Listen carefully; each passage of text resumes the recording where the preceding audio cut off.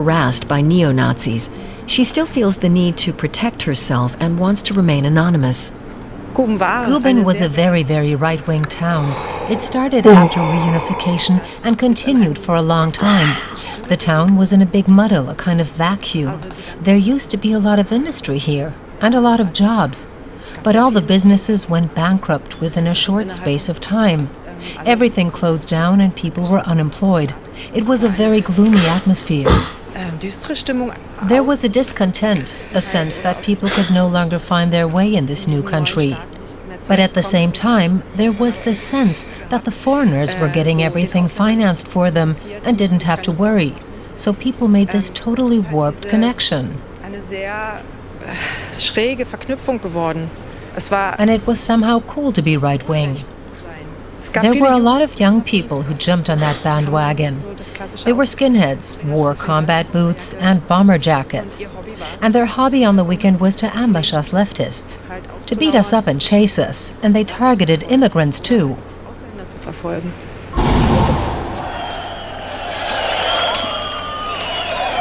In August 1992, right-wing activists in the eastern city of Rostock lashed out at migrants.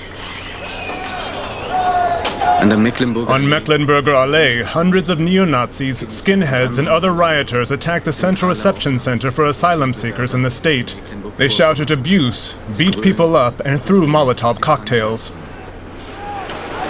It's just me and my compatriots here on the house. We're at our wits' end. The spectators applauding are the worst. They incite or encourage the extremists even more. And they give them protection when the police move in.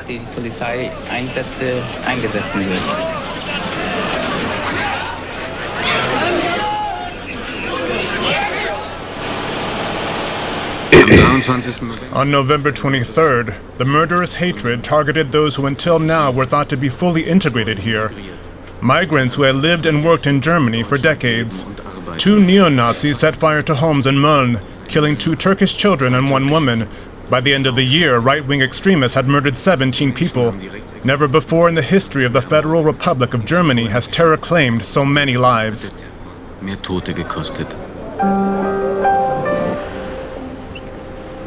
Many were deeply shocked. Protesters formed chains of lights in cities across Germany to take a stand against far-right terrorism. In Munich, more than 400,000 people took to the streets on December 6, 1992. Yet, that same night, the government agreed to tighten Germany's laws on asylum. This video is so long, dude. Back to Guben. 25 years ago, right-wing xenophobia claimed a life here too. A small group gathers at the scene of the crime every year.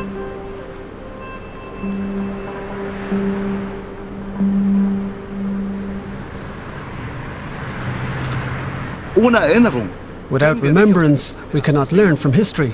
That is why we're here today. Of course, to remember the murder that happened, and I call it murder. And also to warn that it must never happen again. Police in Brandenburg are investigating a group of right-wing youths who are being blamed for the death of an Algerian asylum seeker in Guben. The case made headlines across Germany. Algerian asylum seeker Farid Gwendoul was chased down by 11 youths. He broke through the glass door of a house to escape, injured himself, and bled to death.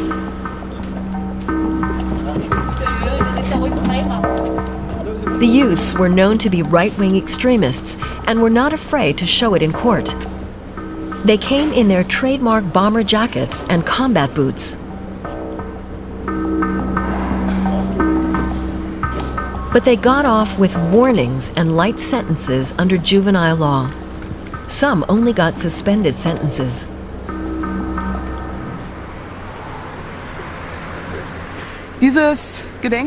We always use this commemoration to highlight the current activities of neo-Nazis and the racist discourses that are gaining strength in the center of our society. And there are still blank spots on Germany's map. where there have been no anti-Nazi demonstrations, either because the kind of people who would want to organize them have left, or because people are too afraid. That would certainly fit with the answers we got from tradespeople when we asked them to support the demo. Let me quote some to you. I support your cause. I think what you're doing is good, but I'm afraid that my store will be burnt down. Or I'm afraid that someone will come and smash my windows. People no longer dare to stand up publicly for the values that should be universal. The mayor of Guben is also here. Is democracy working here in Guben if people who speak up fear for their own well-being? I don't believe any member of the city council here would be afraid to express their opinion. It may be different among tradespeople. They're worried about their clientele. If 20 to 30% actually vote for the AFD, those are of course potential customers. So I can understand business people who say, I'm going to stay out of politics to a certain extent.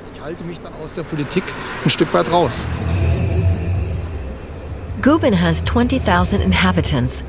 300 people attended the demonstration against right-wing extremism. That must feel very different to demonstrating in a big city with tens of thousands of people. Karen was also there. Last week at the demo that we organized, there were about 15 to 20 Nazis present who, in my opinion, are willing to resort to violence. They wanted to disrupt the demo, and I think their aim was to break it up, to go in there and intimidate people and separate them.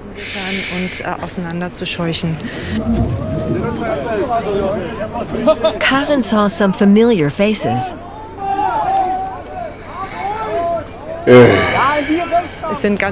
They're normal members of society. One of the people who was there is a lay judge at the district court, another is a dental assistant. These are people you can meet at any time. Guben is a small town, so you're bound to run into each other here. What's that like for you? It means that when I go shopping, for example, or when I'm in a public place, I'm always looking for indicators that might tell me if this person could potentially be a threat. I'm wondering what their political convictions are. But it's no longer as easy as it was in the 90s. In the 90s it was very easy, but today's Nazis no longer wear combat boots with white laces. They are much better disguised. And they are building up structures, their own think tanks, networks, and channels. Have they already arrived in the middle of German society? Is there a genuine risk of the country repeating its Nazi past? I'm back in Thuringia to meet Stefan Kramer, the head of the Regional Intelligence Service. He should be able to tell me if I need to be worried. This from last year. What is the greatest threat to our society in terms of the far right? We have an entrenched right-wing extremist movement, not only in Thuringia, but in the whole of Germany. Let's check, like, The bad thing, or the dangerous thing about it, and what makes it different from previous years, is that the right-wing extremists are now working together in a coordinated manner. And over the past several years, this movement has started conquering more and more areas of society, culminating in the fact that the AFD is now not only represented in nearly all state parliaments, as well as in the federal parliament, they're also getting respectable parliamentary majorities. Alright, this is from... Is it going to tell me when this was? October 8th, 2024. It's not even last year. It's like almost 2 years ago now. A new report has reopened debate in Germany over whether the far-right AFD party should be banned. 4 weeks ago. The document concludes that the AFD, or Alternative for Germany, seeks to undermine democratic principles and human dignity. Germany has only ever banned two political parties, both in the 1950s. And there are fears that efforts to do that to the AFD, a party leading many recent polls, could backfire. This 1,500-page report could spell problems for Germany's far-right AFD party. It says the party is anti-constitutional and provides a lot of evidence, statements, speeches and social media posts from AFD officials. The report was put together by a non-governmental campaign group called GFF, Democratic the Society for Civil Socialism. Rights. Sounds The like we're having AFD that problem opposes too. democratic principles by seeking to suppress political opponents, and it opposes human dignity because its racially charged political ideology, much like that of the NPD, establishes different classes of people. The NPD was a far-right party which politicians sought to ban several times. Those attempts failed, most recently in 2017. But the GFF believes its evidence is enough to justify a ban of the AFD. The AFD is unconstitutional under Article 21, Paragraph 2 of the Basic Law. Therefore, we believe a valid motion to ban the party would likely be successful. The AFD, Alternative for Germany, has already been declared right-wing extremist by domestic intelligence. And people, including this group of concerned grandmothers, have tried before to start the banning process. Some politicians are now calling for a court review. Of course, that proceeding in front of the Constitutional Court will take years. And even in the case the party is banned, we have to fight the ideology which is behind it, because that will be still in the minds of many people. So it's only one measure. It's a measure to prevent that party taking the power of democratic institutions.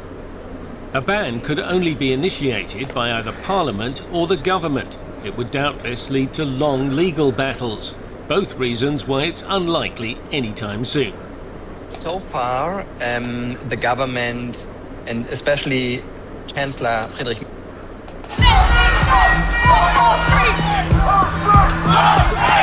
Let's take our country back! There is a magma chamber of anger sat underneath British society right now. is not willing to initiate such a process. Britain's been So I shifting think to the right. political pressure I've now spent the is past growing few months to trying act, to understand but what's happening I'm in not this very country. confident that we will have a majority in the end in the government or in the Attending parliament. far-right protests, or including initiating Unite the that process. Kingdom, one of the biggest Since the far-right AFD rallies is enjoying ever growing on the streets of support the in UK. polls and at elections, Tens of some thousands think moves to responded shut to it the down call would of be this unwise. man, anti-Islam Some fear a activist ban Tommy attempt that Robinson, fails a convicted could even criminal strengthen turned the far right. anti-establishment figure. Are you ready? And DW For the political Battle of correspondent Britain. Simon Young filed that report, and he joins us now from our parliamentary But it's not studios there. just on Simon, the streets, from a and legal it's and not political just the standpoint, extreme does right this that's on study the up. finally remove this Populist lack right-wing of party evidence Reform argument UK, that has led by previously hindered longtime lawmakers Trump from ally actually Nigel pursuing such a Farage ban? made massive gains in local elections in May. Well, Gerhard, This the right-wing authors, shift who isn't one single include movement. The several different groups constitutional represent lawyers, different have shades of compiled right-wing a lot of politics, evidence, but and it's all intended seem to be feeding off of a provide divided a Britain. well-founded The heart basis of for those further divisions is debate the issue and of perhaps for migration. further legal steps. Just But the this week, report a horrific is attack by a based Sudanese exclusively refugee on the streets on of information Belfast that's almost already immediately in the public turned into the domain, latest public "I told you statements so" and moment for social the far media right. posts and campaign pamphlets Transforming and local the like. tragedy into a So national in that rallying sense, I don't cry. think it does change Powerful allies, anything amplifying about the message evidence and fanning available to the flames of courts. hate.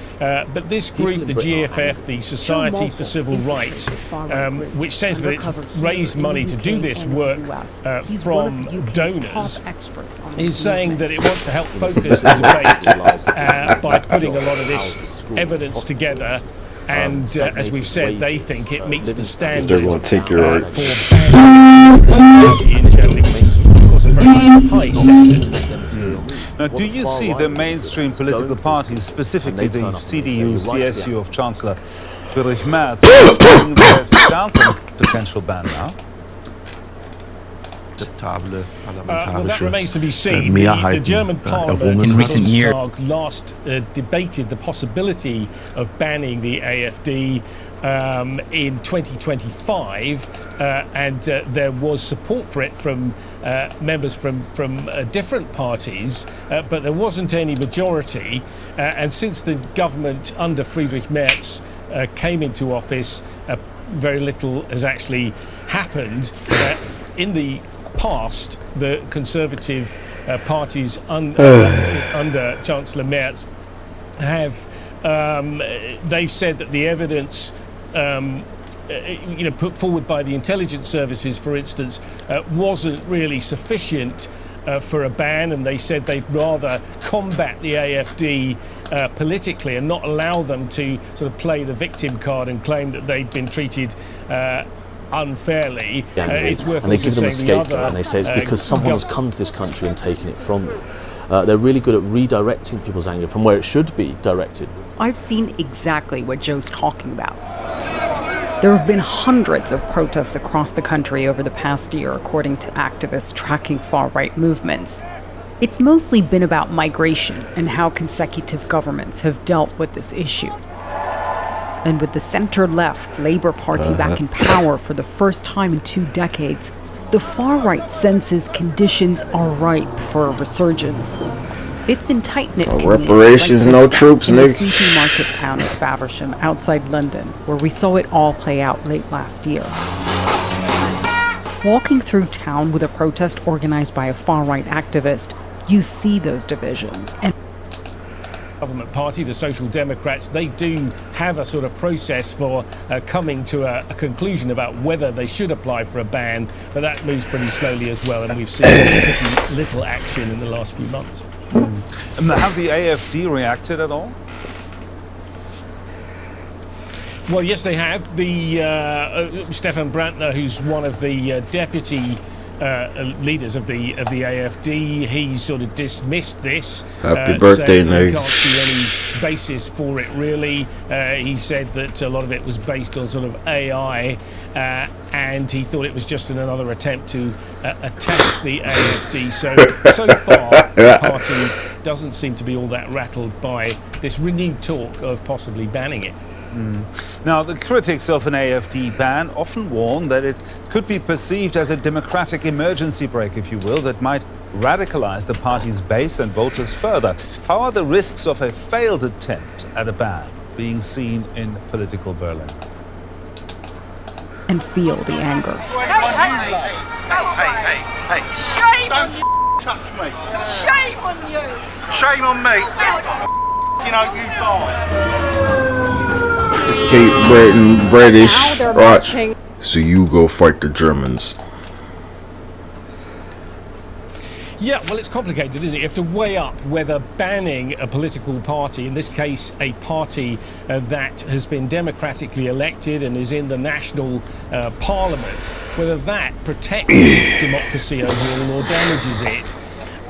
The argument in favour of a ban, one that you hear from politicians as well, is that, you know, if a party is so full of anti-democratic ideas, is committed to spreading hatred, then you know, that is poisoning democracy and needs to be stopped. And they often also mention, of course, the example of history making the point that the Nazis too were democratically elected to office. Towards this facility where unaccompanied minors, asylum seekers, have been housed in this town. They're a loud crowd, but it's clear they're more noise than numbers. And you do see locals coming out to confront them. No fear! Refugees are welcome here! The main event kicks off with a rambling mix of racist rhetoric, fear-mongering, and white supremacist conspiracy theories. We're teaching about Muhammad and Allah. We will not tolerate our children to be taught about LGBTQ and what pronouns of belief, what they can identify as. We will not tolerate that round here. Keep up the pressure and one day you will be victorious! At this one tiny town's protest, we find one of the leaders of the UK's extreme right. The country's been taken over by mass immigration. Also, with their discriminatory rhetoric and policies out there in the open, but of course they should have been stopped too. PW's political correspondent Simon Young there reporting. Thank you, Simon. The things I think that have driven demonstrators are on their way. Huge sort of looks of shocked surprise among the people sort of having their coffee and cakes. I must say, I've been out and seen the demonstrators, who are probably a couple of miles from here. They're largely a kind of a peaceful bunch. They're sort of the usual collection of, you know, basically left of centre groups, so whether from trade unions, NGOs, these kind of people, who are just affronted by the fact that the AfD, which is on the far right of German politics, is actually being allowed to hold its party congress here at all. So, Peter, is it a Let bit them simple? fight. 100 protesters have gathered at the German city of Erfurt to protest.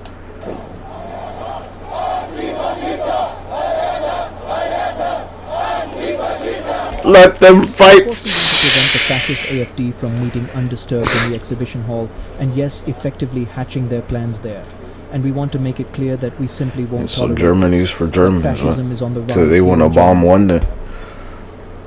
According to reports, AfD leaders Tino Kruppella and Alice Weidel are expected to be re-elected at the meeting ahead of local elections. With these internal party elections, the AfD is eyeing to win power at the state level for the first time. AfD party, which is a decade old, has formulated a clear opposition to Friedrich Merz's conservatives on the issues of and that is what's causing anxiety. This is a trend that we've seen over the past decade, really. Some of the biggest gains made by the far right in the European Parliament were actually made in 2019, for example, not in 2024 in the most recent election. What has, I think, accelerated this trend in more recent years, though, is that mainstream politicians have adopted far-right rhetoric, particularly on migration. Armida van Ridge is an expert in European politics. Far-right views Where's have this become problem more keep mainstream, coming from? and that has enabled that cordon sanitaire, the Europeans. firewall around the far-right parties to erode. So let them fight. And so what we're seeing now is in certain countries, both at the national level and on the European level, there's increasing collaboration and just discussion of working with the far right. Because I can So nuke they're no Europe longer all night, excluded, nigga, and no one's but gonna actually stop they're me. part of the political process now. The sky will fall on you. What that also means is that now for voters and for populations, they What's know wrong, that a chicken vote little? for the far right is no longer a lost vote. So you can walk in the light. Shortly after the EU elections, allegations emerged that support for Europe's far-right parties, especially the AfD, had been boosted by a flood of online disinformation. We're fed up. This is not the future that our grandparents and great-grandparents fought for in 2 world wars. They didn't fight for this to be done to our country. We want our country to I'm be in like Magdeburg, yours. the capital of Saxony-Anhalt. In a few months, voters will go to the polls here to elect a new state parliament, and the result could be I'm in Magdeburg, the capital of Saxony-Anhalt. In a few months, voters is to look at the root causes. We don't want to just tinker with the symptoms. We want to tackle root causes. The media disinformation we have persisting in our state is anchored in public service broadcasting. We see how the Germans And that is why we in beat you. Saxony-Anhalt would like to take the first step towards freeing people from this compulsory license fee. We'll withdraw from the Because National their State far Media right Treaty. blows It'll be yours out of complicated the and entail fucking legislation. water. We know that. No But we will pun take this first intended, big nigga. step. The second of which is migration policy. Citizens, including in Saxony-Anhalt, simply no longer recognize their own homeland, and often don't recognize the problems that often go hand in hand with migration. That's why we want to fully reorganize migration. Jews controlled some percentile of the German banking sector for 150 fucking years. Talking about they don't know. Like they're already part of their community and they're gonna like, we don't know them. Okay. Before this immigration invasion was foisted on us. Make America great again. Has come to in every far-right event. Why they got a Trump thing? Trump's Make America Great Again has come to the UK. This is England great again. I have so much respect for President Trump. He is saving not just America, he is saving the West and he's saving the world. You're wearing this Because I'm a Donald fan. What is it that's going on? How much of this is really influence from the US? There's no question there's a huge influence. When the far right is small little fringe political parties, that sounds fanciful. When you've got Donald Trump in the White House, the most powerful man in the world, they can then point someone and say, look, it's happened there. If it can happen there, it can happen here. Are we headed into a direction where the far right is turning into a significant political force in Britain? I think there's no doubt about it, right? The far right is no longer something that sits on the very margins of our politics in Britain, an annoyance to the right. It is increasingly something that actually has the real chance of taking power in Britain.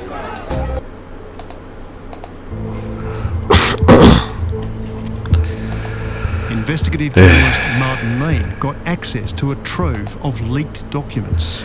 We received an email with a really obscure link attached to it. And we were afraid to even click it because it looked very suspicious. And then we downloaded. It turned out to be about 400 documents from an organization called Social Design Agency from Russia. There are thousands of lines of data there. It's like a detailed accounting how the Russians have conducted disinformation warfare.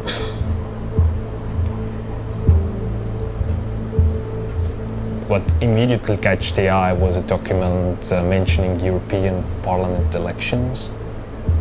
And the documents mentioning European Parliament elections confirmed that the Russians were trying to disrupt European elections, trying to achieve results beneficial for them.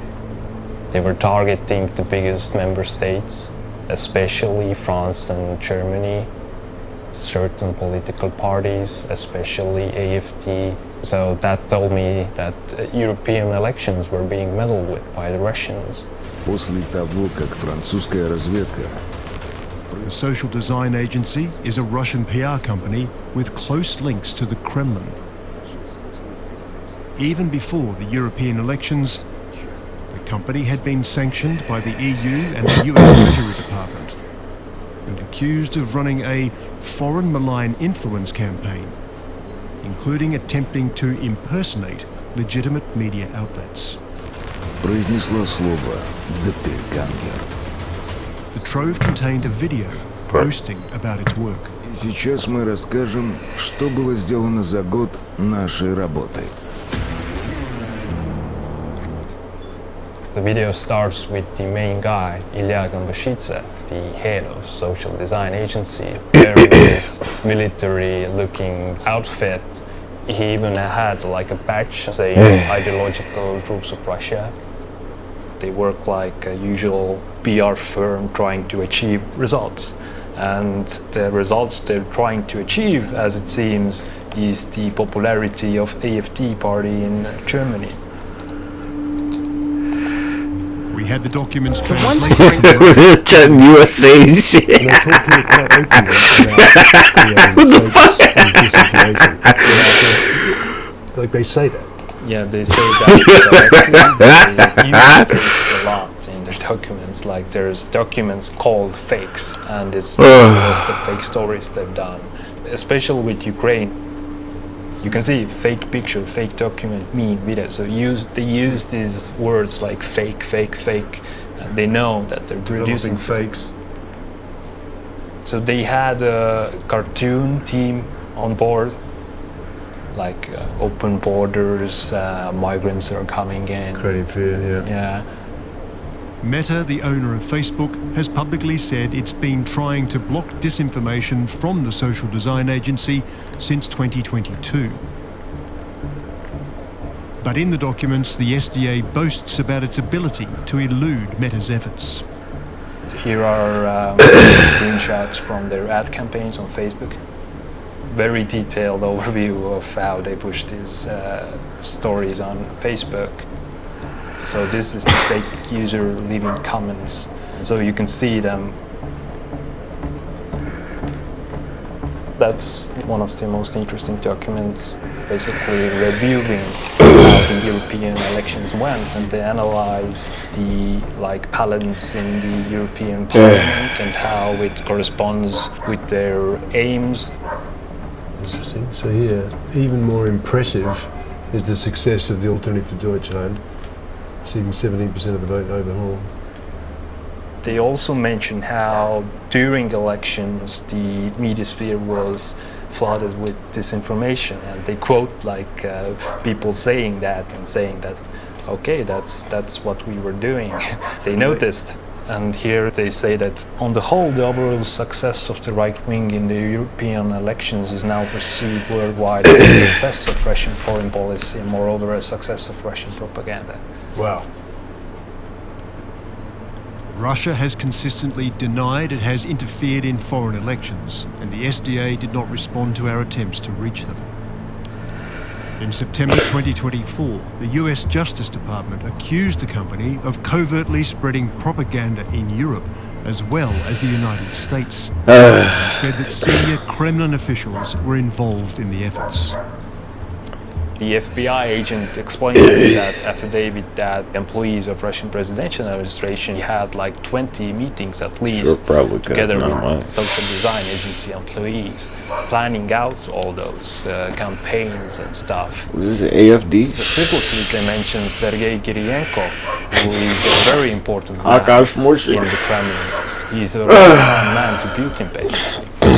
Historically, it's known that he is the head of the propaganda system in Russia. The Russians there to stop the Germans from bombing you and again. That shows how important this organization is and how close it is to the Kremlin. It's like it is the Kremlin. This is rise of AFD, rise of Germany's far right.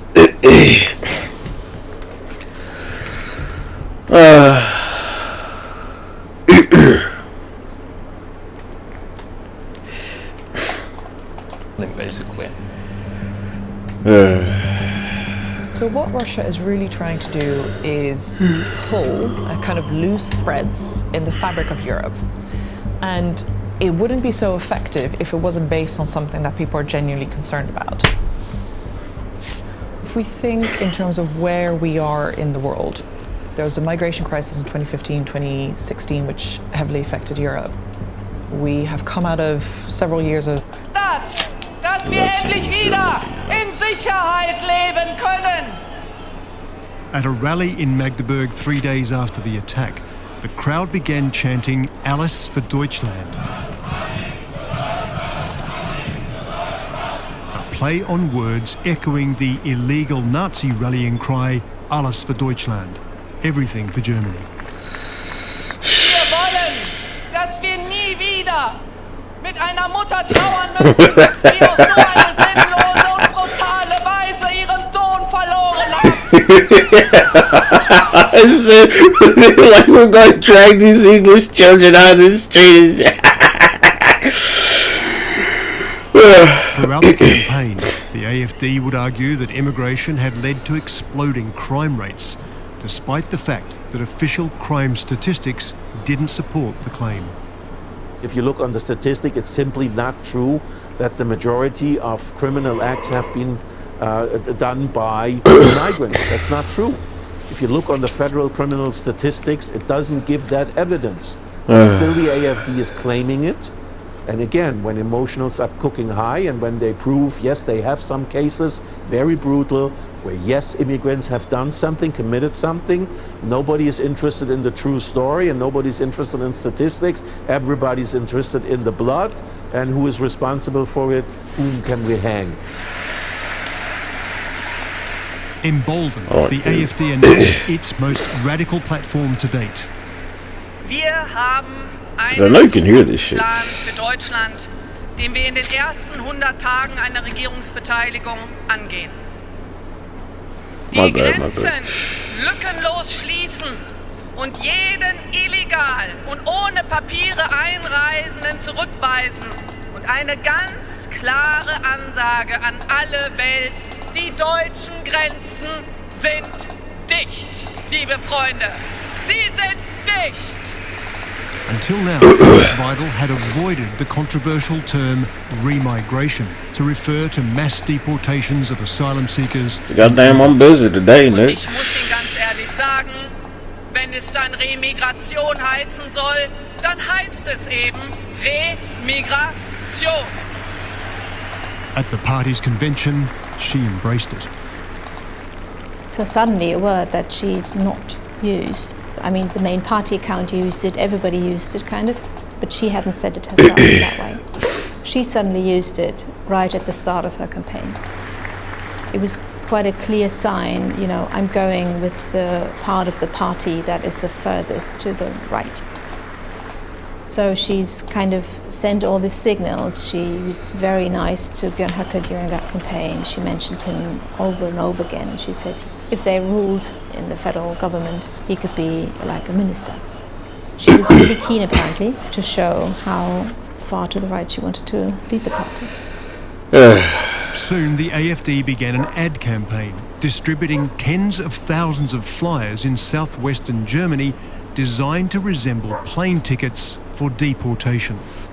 Ich habe heute Morgen das hier in meinem Briefkasten gefunden. Das hier ist ein Abschiebeticket der AfD. Und ganz ehrlich, wie cool ist das denn? Hier steht, dass ich am 23. Februar einen Gratisflug zurück in mein Heimatland bekomme.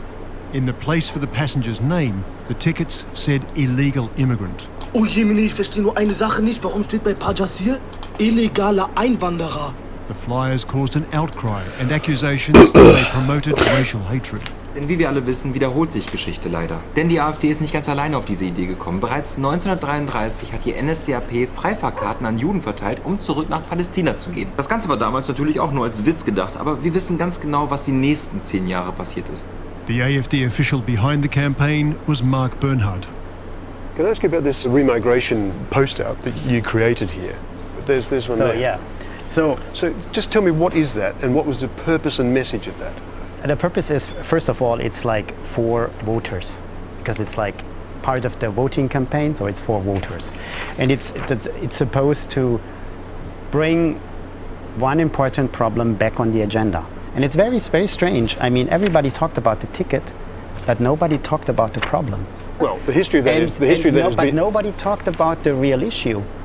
And the issue is the murders of Magdeburg, Aschaffenburg, Mannheim, and many other cities. A lot of, this is very important. This is the main issue, and that's why I'm really upset about this discussion. So, let's say, right, you don't know who received that.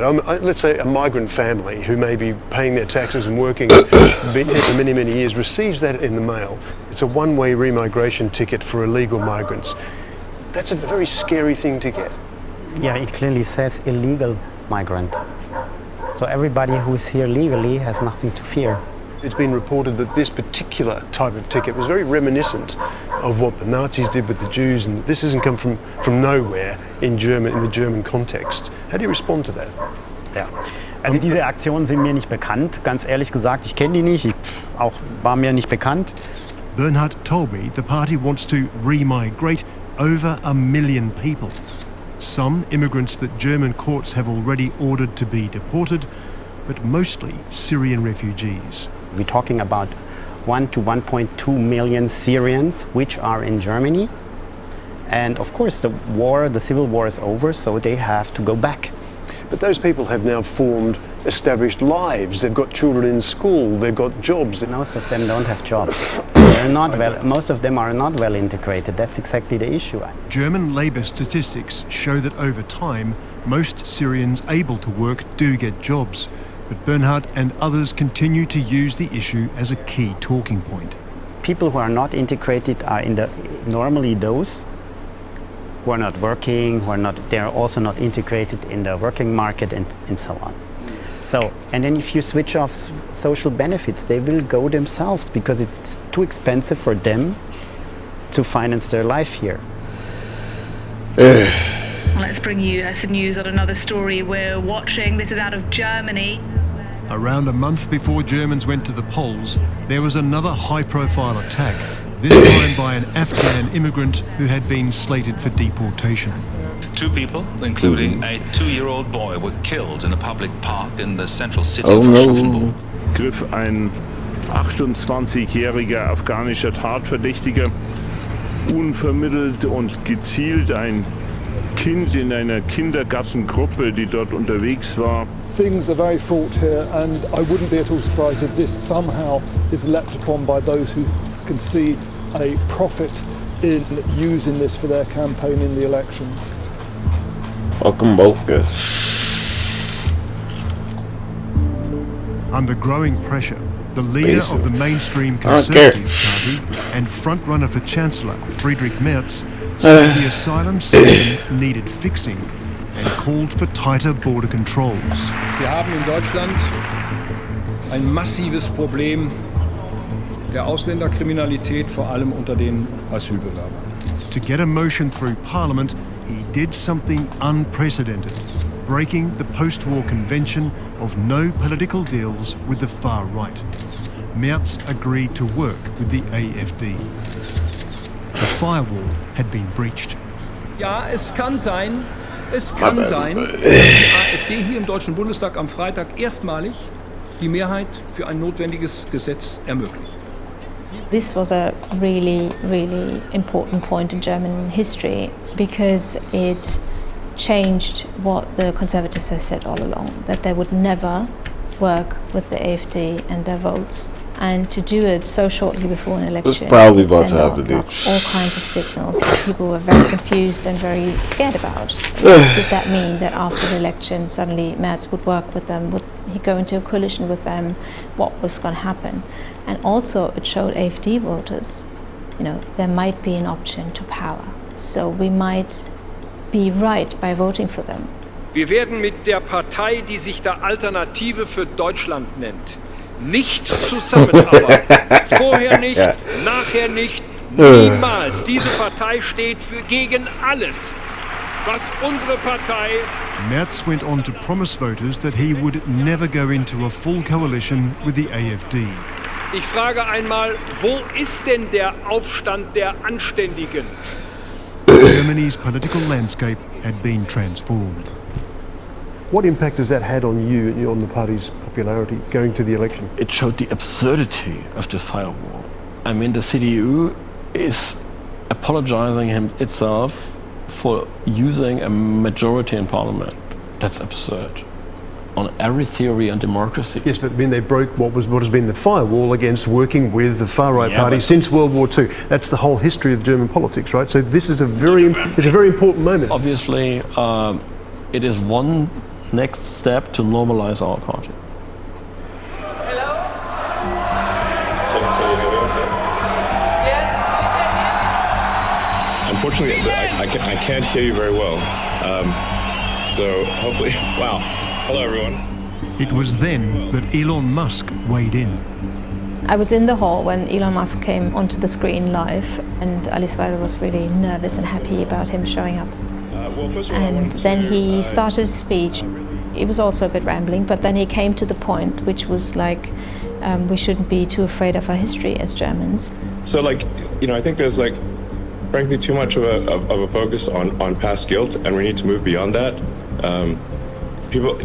Children should not be guilty of the sins of their parents, or even let alone their parents, their great-grandparents, maybe even. People were kind of astonished. They would say it so openly, but then they clapped. And you should be optimistic and excited about a future for Germany. And that's really my message: is to be optimistic, excited, and preserve German culture and protect the German people. For opponents of the AfD, it was a disturbing development. If somebody with his range, with his tools, uses such a language, he diminishes all efforts in learning from the Holocaust, learning from the Nazi past. I do not say it lightly when I think the future of civilization could hang on this election. So when something is so important, you really need to say, okay, you're going to go all out to convince people to vote for AfD. Basically, a lot of the voters for the AfD and a lot of right-wing extremist people in Germany, they got a boost. They got a boost for their own opinion, and the fact that if a great guy like Elon Musk, a world man, a citizen, an entrepreneur, and whatsoever, is basically saying the same thing, I mean, they feel like ordained. Fight for a great future for Germany. Fight for a great future for Germany. Go, go, go. Convince your friends, convince everyone. Let's go. Elon Musk, his intervention is very public and very strong and enthusiastic support for the AfD. What influence did that have on AFD support? I would say two. You know, we have this firewall concept that we are on the bad side of the firewall. Well, no parties will work with, yes, with what and now they call Elon the Musk's far on right. our side, and now compared to all the they are losers of the established parties. And we have the richest and most innovative entrepreneur of the world on our side. So he is balancing that out. Now the question is, which side of the firewall is sexier? So, I mean, you have an invitation to a party. AFD and Elon Musk party, or all this German established politics puppets. So I think on the long term it will have an extreme impact because it shows that we are a serious political force. Du entscheidest. Du entscheidest, ob die Ortsmitte deiner Heimatstadt einen Wochenmarkt behält oder einen Drogenmarkt bekommt. Online, the AFD had been ramping up an increasingly provocative campaign aimed at younger voters. Using AI to produce videos playing on fears about immigrants and crime. Dein Opa musste sich nicht mit Talahons rumärgern. Du riskierst auf dem Heimweg von der Party von einem Messermann abgestochen zu werden. Ja! Schnell, hilf mir, neue Mitstreiter zu gewinnen und Deutschland zu retten. Kombiniere 3 oder mehr Symbole und rette dein Land. Wir haben nicht viel Zeit. The party's youth wing had even created a game in which players win points for arresting and deporting illegal immigrants. Wow, du bist mein Held. Schnell, teile dein Ergebnis mit deinen Freunden, damit auch sie Deutschland retten. Papa? Ja? Erzähl noch mal von damals, als ihr Deutschland gerade noch retten konntet. Alles begann mit der großen Remigration.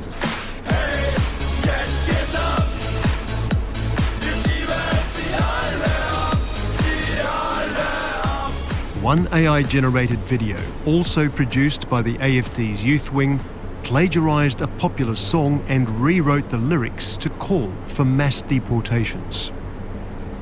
I mean, it's clear that it's fundamentally racist. It's white, blonde, blue-eyed people, the idea of Aryan people, as the Nazis would have put it, sending off brown-skinned men. They are trying to send a very clear message about who belongs in Germany and who does not, and what should be done with those who do not. I'm not European. Spain was neutral.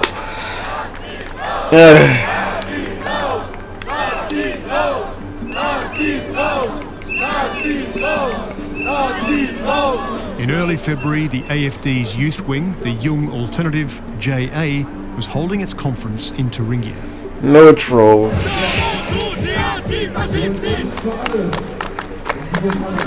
Ja. Ihr seid nur in Gruppengröß. I was there to try to speak to I'm not from Spain, nigga. He didn't give me anything.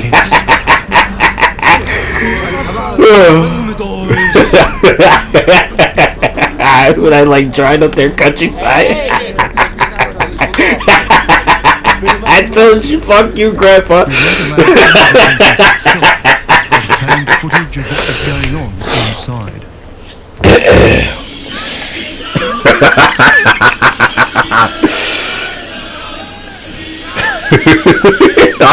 Leaders who commissioned the AI video agreed to come out and talk. Oh my gosh. Eric Engelhardt. This is this is party time. The group's Thuringia. Grundsätzlich ist es natürlich Provokation natürlich auch ein wichtiges Mittel.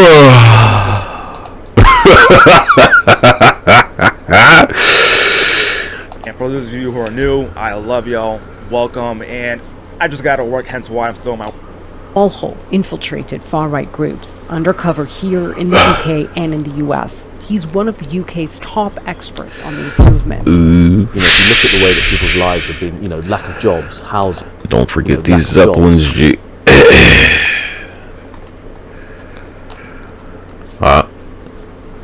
Don't forget them now. You can say whatever you want, you know, and it's time to go up and remember that when them Germans come knocking on your door. Immigration is not asylum. Asylum is temporary, and afterwards, people go home. This is the Germans. We'll make a very clear distinction between those who want to make a start here and have a legal right, and the very many who abuse our system. Ausnutzen und missbrauchen. Ich komme gleich zur Migration. I'll come to migration in a moment, but first of all, you have proposed reorganising ministries and replacing civil servants. Why is such a turnaround necessary? The whole thing about us replacing civil servants is a smear campaign. People like using it to stir up public opinion. It's the most normal thing with Let's see who has more hate in there their are heart. political positions that are also political appointments. I'm talking about ministers, state secretaries, but also about their closest team. That's always the case with every change of government. But also a large number of civil servants will retire in the next few years, and we'll need young, new people. But that doesn't mean removing someone because of their politics. We don't want that. As a rule of law party, we want to abide by the law. Einige warnen. Some are warning it's a coup d'etat. That is another campaign against us. That's complete nonsense. We'd be doing exactly as the current government, and as they do with every change of government. It's common practice. The same goes for us. Das wird bei uns genauso sein. Kritiker sagen, dass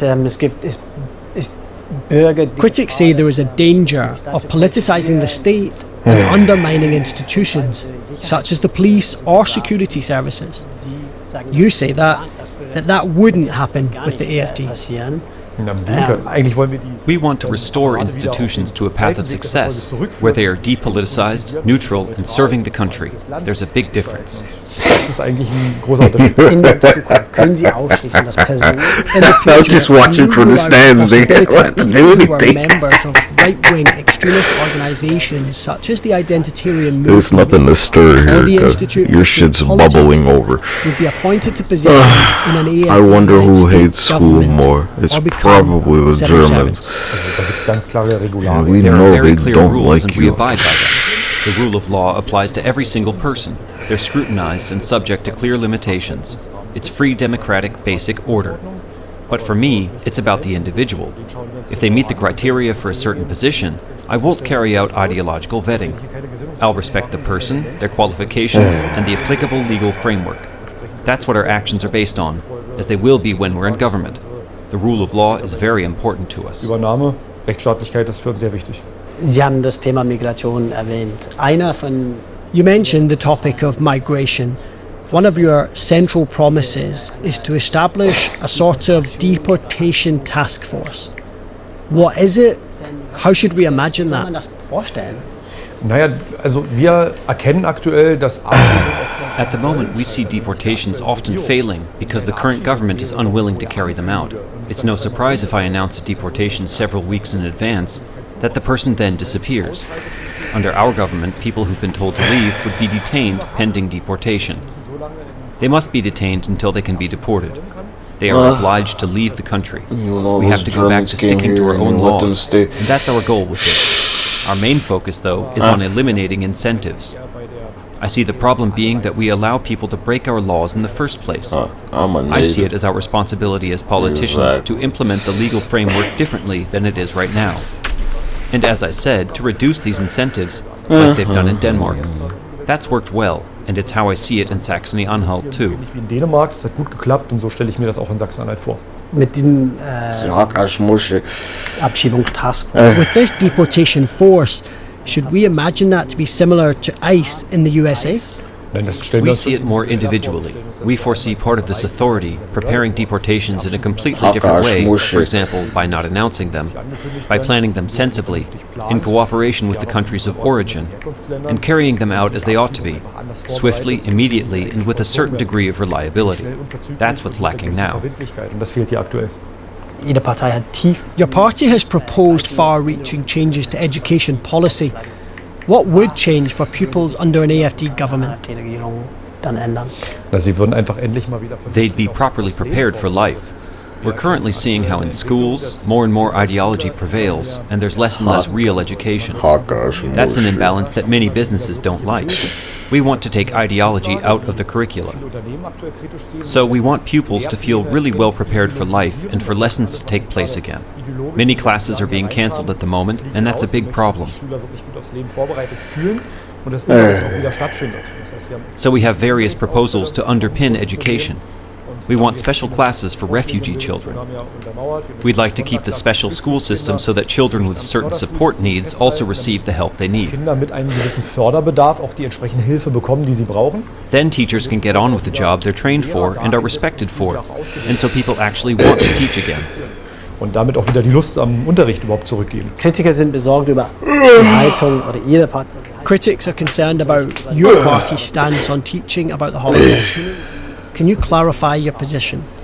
There are demands in the election manifesto to remove funding for a group that organises trips to former concentration camps. Organisiert. What's the reasoning behind this? Wie lautet die Begründung dafür?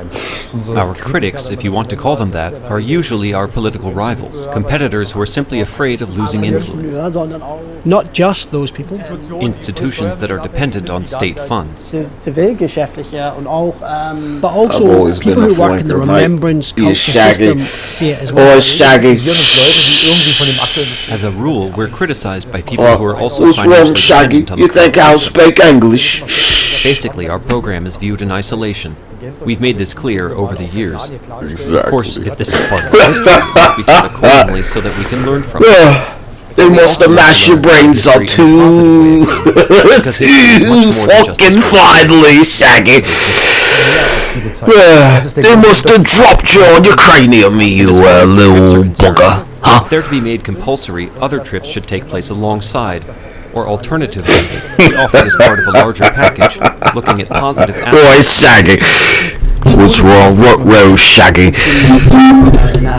Some in the AFD talk You of a thought we cult didn't of guilt speak English. that they want to leave behind. Is that what you mean? was sie meinen. It's not just the AFD. Even in other parties, people are saying you have to look at it differently from a historical perspective. But as I just said, I'd like history to be taught in its entirety, with all the negative aspects, but also with the positive aspects. And that's the point. Simply being able to form your own opinion and understand historical contexts, and I repeat, learn from history. Da muss ich mich wieder wiederholen, auch mal lernen sollte aus der Geschichte. Und es wäre nicht mehr verpflichtend. Schmuck, Shaggy. And so it would no longer be compulsory for students to Yeah, visit bloody schmuck and a wanker. I've already said that, but if you do it, then do it with other trips and make it compulsory. In other words, we don't want just this period of history made mandatory. We have a duty to include various perspectives of other times and places, or get rid of it Oder altogether. man schafft es komplett ab. Die AfD, aber die will. The AFD wants to promote Russian lessons and student exchanges. What does that mean in concrete terms? Should we expect Russian pupils to come to Saxony-Anhalt? Warum nicht? Also wir haben ja Geschichte mit Russland hier gerade. Yes, why not? We have history with Russia here, especially in the East, which is sometimes viewed differently. Some take a critical view. But history teaches us that it's better to do it in the interests of good diplomatic relations. We shouldn't be penalizing a culture that has nothing to do with current political developments, but rather looking at it separately. Russian lessons were common here for decades. It's not good that they're being cut as a result of geopolitical developments. It's the same as with the USA. Many children like going to the USA, shaggy taking wanker. a year abroad, learning the language, and that's important. It's fine. But why cut cultural links with the other side because of the current zeitgeist? We don't think that's good. We want culture to remain separate and for it to be promoted if people want it. That's why we want to open the door again. And that's also what I'd like people to learn from history. To talk to each other rather than about each other. Das ist auch, wie gesagt, das, was ich mir wünschen würde, dass man aus der Geschichte lernt und miteinander redet und nicht übereinander.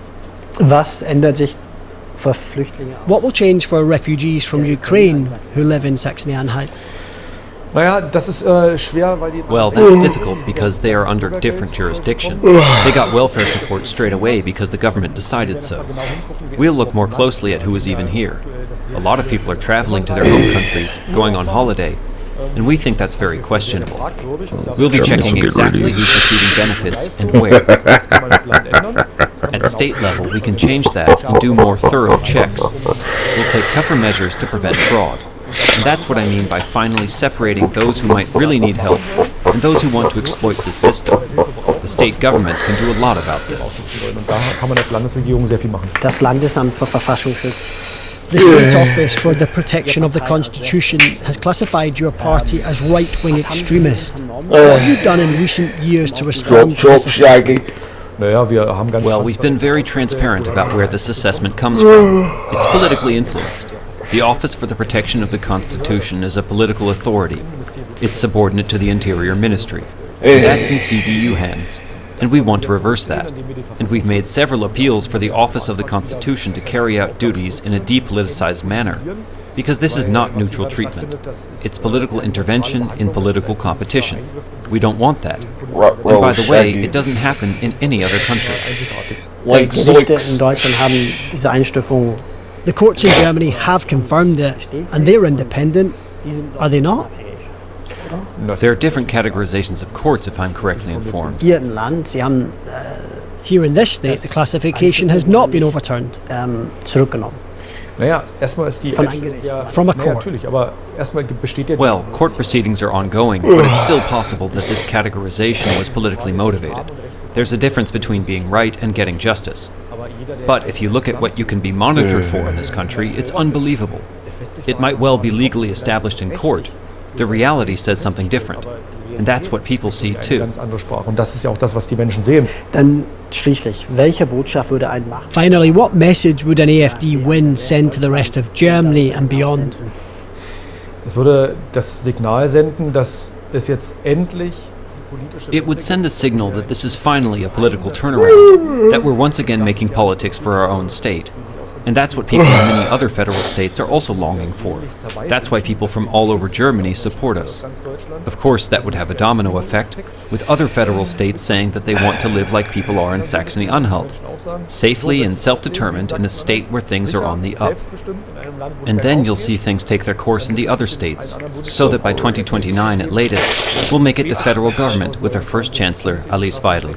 Or if I look at the current government at federal level, it could be even sooner. Regierung anschaue auf Bundesebene, geht das auch noch schneller. Vielen Dank, Ulrich Sigmund. Thank you very much. Oi, oi, oi. Oi, oi, oi, Shaggy. Shaggy.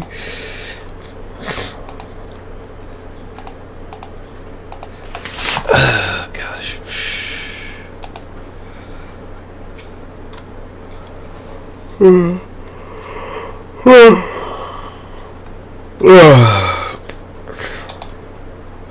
Man, I gotta spend all day doing this shit.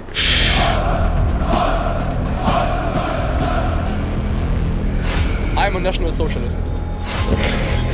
Frankly, too much of a focus on passport. What did he do? What did your guy you on do? He said, "Fuck the fucking UK, mate." Did he? Who was that salute to? Who'd the Germans go for?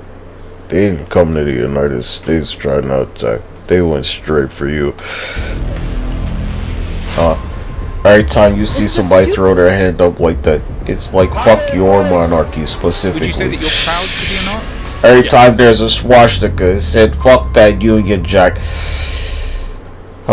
Said fuck Manchester United. German neo-Nazis are back on the streets and taking their hateful ideology to a new Manchester United, we can go. He said fuck the Welsh, fuck Scotland, fuck England, fuck the British, fuck Ireland, blah blah blah. He said fuck the royal family.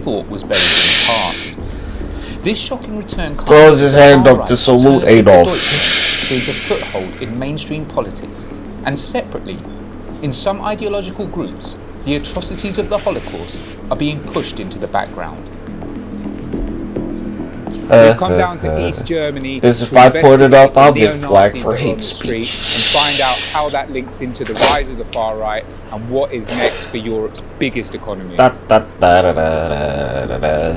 This is Morton, a Nazi sympathiser who travelled to Germany to join 3,000 This is Elon, a fucking Nazi sympathizer that threw his arm up at the fucking inauguration. Commemorating the lives lost during the Second World War. He said, "Let's bomb London again, everybody."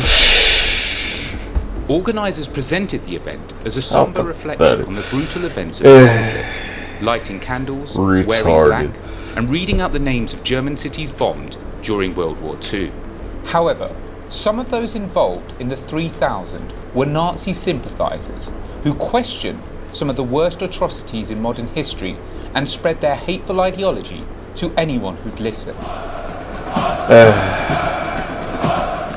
Marching past thousands of riot police, some of them displayed banners that questioned or trivialised the Holocaust and accused the Allied forces of committing war crimes. These far-right activists know it is illegal in Germany to display swastikas or do Hitler salutes, so they devised other ways to signal their allegiance to the Third Reich. You once said, fuck it, hail Hitler. Protesters ignored the authorities' pre-event warning not to wear black and swaggered through the streets with balaclavas. He said, Dolph Ziggler.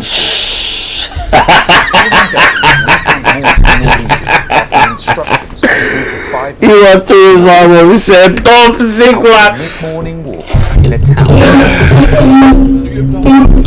Although he is initially aggressive towards us, he still clearly enjoys the attention. I thought you were Anglos cut, not Aryans. Anti-Semitic tirade.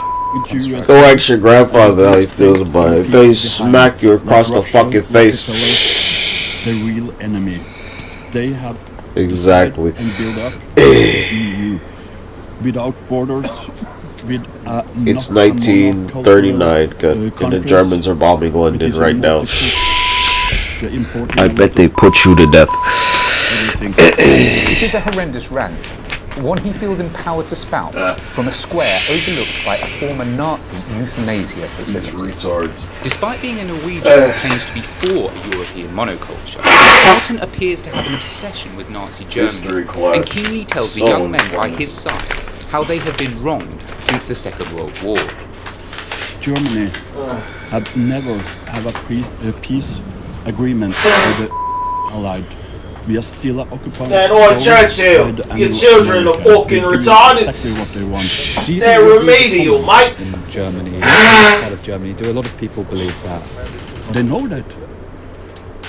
It would be wrong to think after the fall of the Nazis in 1945, their supporters just disappeared. Especially in the former East Germany, since the fall of the Berlin Wall, there have always been grandchildren now shot in the head. What's changed is that we are now living in an era when people can access young, undeveloped minds in unprecedented ways. They're off their rocker, ain't they? A way of delivering their message unfiltered to an audience on a scale beyond their wildest dreams. They're Totenzader. Hours later, ordinary German family Jacobs expressed their own concerns at the way technology enabled hateful concepts to flourish. Some nonsense. I think that is a problem of education, in my opinion. We have two sons. It's too much sauerkraut. 18 and 12. And we have the impression that at school the discussion about the time during the fascism is too small. The influence of social media, of false information. Fake news is too big. They found it disturbing that proud neo-Nazis would gather along with demonstrators in Dresden to promote their hate, but felt the political landscape had tilted to empower such gatherings like never before. In the recent German elections, the two most popular parties were the conservative Christian Democratic Union and the hardline Alternative for Deutschland. The AfD has factions that the government considers extremists and a regional leader who can legally be described as a fascist. And how do they feel about the AfD? Do you think they're dangerous? Yes. Of course. What do you worry about? Yes, they are using words like the fascists in 1933, the same procedures, the same. It's also a feeling, yes. Empowered by the groundswell of public support, figures within the AfD have also been doing the unthinkable, suggesting Germany needs to reappraise how it views the Nazi era. Efforts to separate the modern far-right from the so-called past guilt were made by the party's most famous supporter, Elon Musk, during a video call to an AfD rally before the election. some things that, something I think that is just very important is that people take pride in Germany and being German. This is very important. It's okay to be proud to be German. This is a very important principle. I think there's frankly too much of a focus on past guilt, and we need to move beyond that. What's Germany's history with the UK? Children should not be what's the only connotation? Their parents, or even let alone their parents. They're great. If they're gonna send their machines of war to kill British people, to kill as many English people as possible. Yet, if we don't remember history, how can we avoid it going wrong again? Because they're gonna go for you, Given its candidate for chancellor, they know better than to try that shit over here. Just get the boomstick. And her deputy, Beatrice von Storch's grandfather, was Hitler's finance minister. This repositioning. How many Germans? Give me some shotgun shells. The country still grappling with the heinous atrocities of the Holocaust. I'll take some slug rounds, actually. Give me some buckshots. Just give me some shotgun rounds. Suggesting the comparisons opponents drew between her party and the Nazis enabled extremists, like those who marched through Dresden, to gain traction. I mean, that's ridiculous. Telling Nazis Adolf Hitler is just stupid. I mean, they're telling the same thing about us. It's stupid. The average young person thinks must not be. I don't think it was all that bad in the Third Reich, because if he's like Hitler, so Hitler is kind of a person I might disagree with. So we should not do that. So, just so I understand it, you're sort of saying that it enables neo-Nazis by calling everyone a Nazi and people that do hold those views. Nazi means that you think there are only two genders. I see where you were going to boost the war. And you're not in favor of ever. The Germans could convince you that you're not even from England. It's just rubbish, and that's dangerous. So we're not going to save you. It is a matter of fierce debate in Germany regarding who might be opening the door for neo-Nazis. But it is pretty undeniable that the shifting of the political spectrum has helped. Standing with his facelift. Von daher, man kann darüber streiten, man kann darüber streiten, ob das angemessen ist, aber das Video hat mir I told you, it's not my problem, Nick. Es ist natürlich eine Frage, wie man eben Politiker, junge Leute ranlegt. So in order for that video to be made, just the content of the video, you see brown people being taken onto planes, you see very Aryan-looking women and men having a party. How can it be appropriate? It looks very offensive. Also den subjektiven Eindruck hatte ich jetzt von dem Video nicht, da kann ich Ihnen jetzt, ich habe das jetzt bildlich auch nicht. And I just want to say thank you for making it happen. Thank you.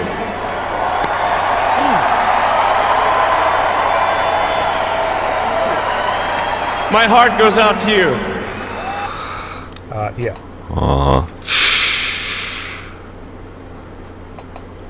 Elon Musk is hitting back at critics who say he made a Nazi salute during President Trump's inauguration ceremony on Monday. Video captured the billionaire placing his right hand on his heart and then extending his arm forward while thanking Trump supporters during an event at Capital One Arena. Musk dismissed the allegations in a post on X, formerly Twitter. Quote, frankly, they need better dirty tricks. The everyone is Hitler attack is so tired, he wrote. In support of Musk's explanation, the Anti-Defamation League weighed in, describing the motion as an awkward gesture, not a Nazi salute. The ADL noted that Trump's return to the White House is a sensitive time for many, urging people to give one another a bit of grace. Musk thanked the organization on social media. Footage from Monday's inauguration celebrations show Musk thumping his chest, then extending his arm, telling the crowd, quote, "Thank you for making it happen. Thank you. My heart goes out to you." The gesture sparked immediate debate online. Critics accused Musk of mimicking a fascist salute, while supporters insisted he was simply showing enthusiasm. In the end, the ADL concluded it was not a Nazi salute, and Musk maintains it was a misunderstood movement. He says such accusations reveal a heightened sense of tension online and calls for calmer, more honest discourse. With President Trump back In the flames of the Dresden Memorial candles is a terrifying result of that lost history. Oh my gosh, my back hurts.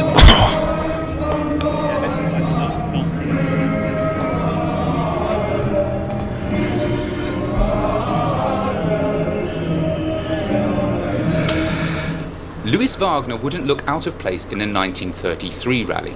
He puffs his chest and marches around the fascist demonstrators' meeting point.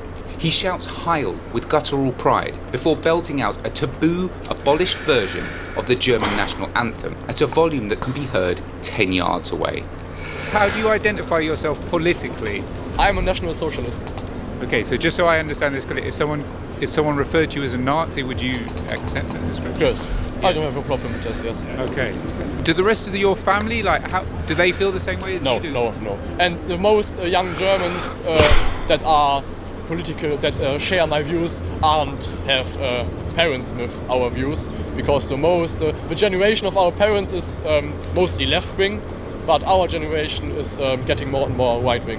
And then obviously there is a stigma around some of the stuff you said. Do you think that that's changing? Do you think yes, that's really changing because of people like me that are just standing here and saying openly what they think. So that's a signal for other young Germans to do the same.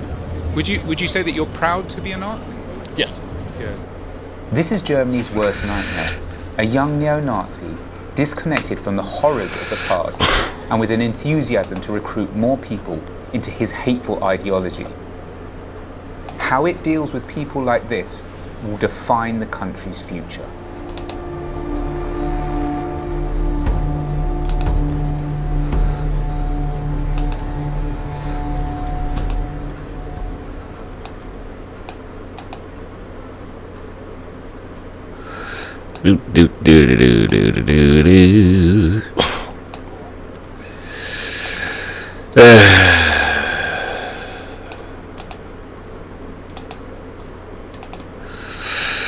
Just what actually fucking happened. Dazu kann ich Ihnen jetzt auch nichts Näheres sagen. Unsere Straße, unser Land, Jugend leistet Widerstand. Wir sind das Volk, wir sind das Volk. The JA has long been accused of neo-Nazi links and was itself declared an extremist organisation by Germany's domestic intelligence in 2023. Do you understand why people see you as extremists? They worry about a future with AFD. They worry about you targeting minorities, Muslims, refugees, people needing help. You're very aggressively against all those people. Ja, also Minderheiten greifen wir auf jeden Fall. Germans by yourself? Extremistisch sind wir auch nicht, auch wenn der Regierungsschutz, der Verfassungsschutz, das sagt, wir lehnen Gewalt in der politischen Auseinandersetzung ab. Wir versuchen alle möglichen Nobody's coming to save you this time. Zu bringen, aber extremistisch ist in Positionen meiner Meinung nach nichts. You already lost. The JA has since disbanded, and the AFD is in the process of forming a new youth wing, with many of the same members expected to join. Es war einmal in einer Galaxis ganz, ganz nah.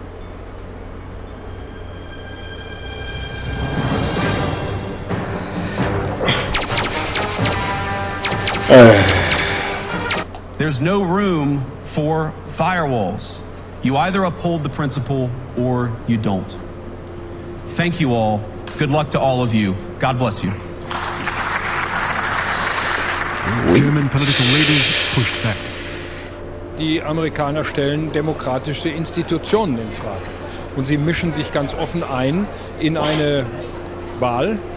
Das ist nicht die Aufgabe der amerikanischen Regierung, uns hier zu erklären, wie wir in Deutschland demokratische Institutionen zu schützen haben. It's a German store down the street, dude. It's like an Aldi right there. I can't think of any instance where a high-ranking member of the United States government told any European country how to vote or what to do about a specific opposition party.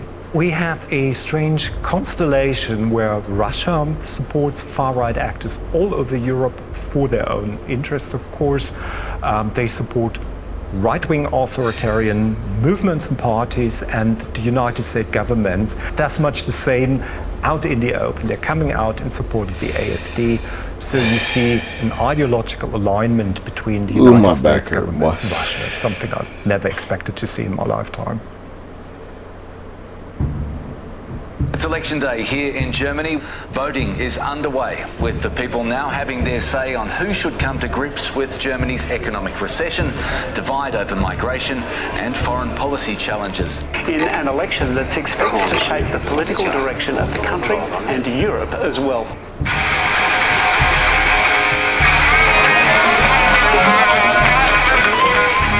The AfD doubled its national vote share to almost 21%, winning a record number of seats in Parliament. The firewall would continue to keep them from power, but they still saw the result as a victory.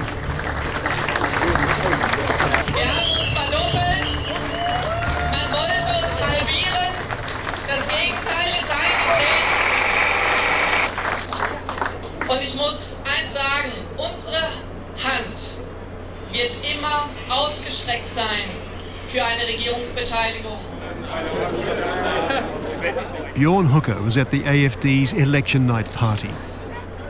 Once part of the AfD's radical fringe, Hooker was now seen as a core member of the national leadership. The firewall still stands, you're still in opposition. What can you really do? Ja, Brandmauern haben in der Demokratie nichts zu suchen. Und ich bin Herrn Vance sehr dankbar für seine Rede bei der Münchner Sicherheitskonferenz. Er hat das richtig eingeordnet. Ja, ich bin ein Bewunderer der Trump-Administration. Und Trump steht auf der Seite der Meinungsfreiheit. Trump steht auf der Seite eines Kampfes gegen den sogenannten Wokismus. Das sind Kernpositionen, die wir als AfD auch haben. Vor allem die Meinungsfreiheit ist etwas, das wir in Deutschland nicht mehr haben. Und wenn die Vereinigten Staaten von Amerika die neue Ära der Meinungsfreiheit einläuten und dieser Wind of Change jetzt von den Vereinigten Staaten rüberkommt nach Europa, dann werden wir diesen Wind of Change gerne in unsere Segel leiten und werden versuchen, diesen Wind of Change dann für uns nutzbar zu machen. 2 months after the election, Germany's domestic intelligence upgraded its classification of the AfD, labelling the entire party a proven right-wing extremist organisation. A diplomatic row has erupted between Germany and key members of the Trump administration. The Trump administration condemned the move. So Vice President Vance and Secretary of State Marco Rubio slamming Germany's government for allowing its spy agency to monitor and label AfD as extremists, a move Rubio called tyranny in disguise. Secretary of State Rubio's comments in particular angered German officials. It's not true what he's simply saying. It's not fact-based. What the Federal Agency of Domestic Intelligence stated was clearly based on evidence and on facts that were put together. And this is not about putting someone irresponsibly out of a democratic process. This is about protecting our constitutional rights in a legal state with legal evidence, which can be challenged in front of courts, which neither Mr. Rubio nor Mr. Vance mentioned in their statements. The AfD has appealed, and the classification has reverted to suspected extremist threat while the German courts review the case. In the Czech Republic's parliamentary elections, billionaire Andrej Babiš is predicted to be the latest populist leader in Central Europe. A nationalist candidate backed by Donald Trump, Karol Nawrocki, has won Poland's presidential election in a neck-and-neck race. In France, the far-right National Rally is predicted, according to most polls, to get even more seats in parliament. Les Italiens ont décidé de relever la tête. Les Polonais, les Hongrois, les Néerlandais récemment ont renoué avec une ambition nationale. Across Europe this year, hardline nationalist parties have been gaining ground or are on the about to alley on these niggas. More than 100,000 people took to the streets in what's believed to be the largest anti-immigration protest in British history. Sooner or later, we're going to be the minority in our own country. Hungary, Poland, Italy, France, even Sweden. Basically, this is a turning point. You either fight back or you die. Today, Elon, I think the British public are telling the world that they're ready to fight back. Honestly, I wish I could tell you where this is going to lead. I'm not too optimistic at the moment if I look at the numbers. Support for the far-right AFD is increasing. A new poll shows the party just behind the Chancellor's CDU party. There's a very nice phrase which is considered to be Goethe's quote, but Goethe never said it. It's if you sleep in a democracy, you wake up in a dictatorship. Wir sehen, dass überall die Menschen aufwachen. Wir sehen auch, dass in den USA eine riesige Revolution vor sich geht. Was die können, das können wir in Deutschland auch. Kein Politiker und kein linker Beamter soll sich sicher sein. Die Demokratie ist so stark, dass sie Veränderungen schaffen kann. Do you see a federal victory in the years to come? Yes, because the Brandmauer or firewall is the unwritten agreement that political parties do not work with the Alternative for Germany party because they say they are too extreme.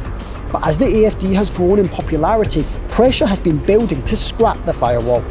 Pressure from outside. There's no room for firewalls. And pressure from within. The firewall is the biggest load of nonsense. Before we look at how we got here and why it matters, we need to answer some other questions, like why? The firewall is rooted in Germany's experience with Adolf Hitler's National Socialist Party, or the Nazis. In the 1930s, Hitler came to power with the support of conservative politicians who mistakenly believed they could contain him. After the Allies' victory over the Nazis, Germany's post-war leaders had learnt the lesson. Damals galt unter den historischen Umständen. The idea was that anti-fascists of all stripes had to work together to prevent the disaster of that regime from being perpetuated or repeated. Nicht zu perpetuieren oder gar zu wiederholen. So why is the AFD behind the firewall? The AFD began in 2013 as an economically liberal anti-Euro party. They underwent a radical change around 2015, adopting a more nationalist position and rhetoric. They ran campaigns that warned of Islam, employed dog whistle, sometimes racist stereotypes. Senior figures downplayed Germany's culture of remembrance and its confrontation with Nazi crimes. Around that time, the conservative CDU party literally wrote down a pledge never to work with the AFD. Germany's security service labelled the AFD as a far-right extremist threat, citing its anti-democratic and nationalist views. In ihrem Ethos. In its ethos, it has virtually nothing to do with the values we associate with liberal democracy. This was the response a high-ranking conservative gave recently when asked why the CDU don't talk to the AFD. And here in Germany, we do have a party that has many people in their ranks, in their leading ranks, that are pro-Putin, pro-Russian, that are anti-Semites, that are racists. I put that to Beatrix von Storck of the AFD. She's in charge of breaking down the firewall. The argument made by conservatives is that the AFD, and I'm quoting, by the way, this is that the AFD is a Putin-friendly party that wants to weaken Germany, and that you have anti-Semites and right-wing extremists in your ranks. What are you doing to address that? What do you say to that? We don't have to say anything about it. They tried this all over the last years. They are still, struggling and changing their strategy towards AFD. I do understand it's very difficult because they basically have to change their politics, the policy. They don't want to do that. At this stage, you might be wondering, how does the firewall work in practice? German governments are almost always formed by coalitions. Firewall means the other parties rule out governing with the AFD. That applies to all levels of government, including the European Parliament. Where'd you copy that from? Look at this.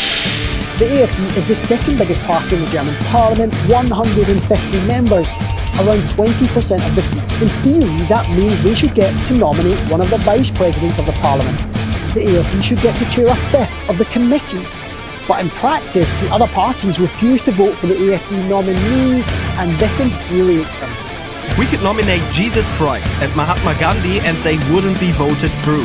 Jesus Christ certainly wouldn't have been in the AFD. The firewall also means that other parties don't support AFD motions or amendments, nor do they rely on AFD votes. That's important. So, has the firewall ever been breached? The short answer is yes, and it was a huge deal. Take a look at this photo. In it, we see the AFD and the CDU voting together in January 2025. How did we get here? 1 week earlier, a rejected asylum seeker attacked a group of kindergarten children with a knife. He killed one child and a man who had intervened. It came in the middle of a highly charged election campaign. Merz, then running to be Chancellor, called a vote on a sweeping migration motion. The other Democratic Party said they vote it down. He pressed ahead. The motion passed with the votes of the AFD. It was unprecedented. The AFD were delighted. While Merz insisted it wasn't cooperation, other parties were irate. You need to raise the firewall again. Tens of thousands took to the streets to protest, seemingly unconvinced by Merz's argument that the vote didn't amount to cooperation. It was a genuine taboo break. Merz was punished for it at the federal election, as far as we can tell from voters. So what's all the fuss about the firewall collapsing now? It's just emerged that members of the Conservative group in the European Parliament had been part of a WhatsApp group with far-right politicians, including an AFD lawmaker. In it, they worked on legislation to toughen asylum rules, and the AFD hailed it as a historic success. Chancellor Friedrich Merz was not happy. We disapprove of what apparently took place at the staff level last week. But the parties on the centre-left and the left have pounced on the news to accuse the Conservatives of betrayal, while the AFD says this cooperation is an important step. I think this is a process we're going through, and once it's established even more on the European level, this will push the firewall also a bit backwards or down in Germany, and we will end with a coalition. or working together, a process of working together in the very end. So what's the answer? What can the other political parties do? Remember that graph I showed you at the beginning? Well, the AFD support is especially strong in one region. In the last big elections, they won all but 3 of the East German constituencies outside Berlin. This makes them increasingly hard to ignore. Auf kommunaler Ebene lässt sich in vielen Bundesländern trennen. Zumindest in den ostdeutschen Bundesländern, da waren mehr. At the local level in many states, especially in the east, you increasingly can't get anything done without the AFD on board. Rejecting a proposal just because the AFD supports it only adds to their mythology. Bloß weil die AfD ihnen beispringt, führt eher dazu, sie weiter zu mythisieren. The situation led to some soul-searching. A former CDU leader called for a rethink of the firewall, suggesting the CDU could maybe work with the AFD on some common issues. It triggered a huge debate. Chancellor Merz stuck by the firewall, saying that the AFD was anti-democratic. This party has openly declared its intention to destroy the CDU.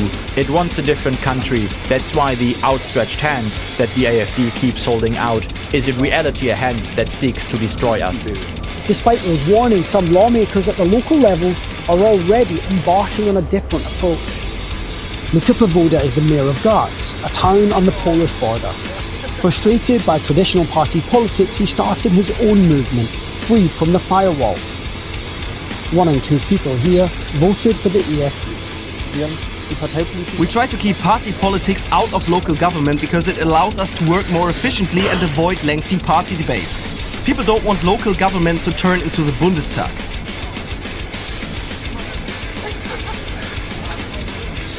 Pawoda sits on the city council alongside AFD members. His experience tells him that the way to counter the AFD is not through stigmatisation, but by showing voters that their concerns are taken seriously. If the SPD CDU would just take a good look at themselves and really maintain a consistent presence in rural areas, many problems would already be solved and we wouldn't have such strong AFD election results. So we have a hugely symbolic vote in the German parliament. We have cooperation at the European and communal level and wider societal pressure. Take all that together and the firewall is crumbling. For the AFD, the strategy is working, chipping away at the old rules and norms, trying to drive a wedge between the Conservative CDU and the other parties. For the CDU, the choice is brutal. Do you hold the course, pray that you can perform an economic miracle that re-energises the party with the risk of failing and potentially losing even more support? Or do you dismantle the firewall and start working with the AFD? But that could split the party right down the middle, and voters too may just decide to give up on the CDU. Which brings us back to Friedrich Merz. If he is right, it's an existential dilemma that could not only have a profound impact on his Conservative Party, but Germany as we know it.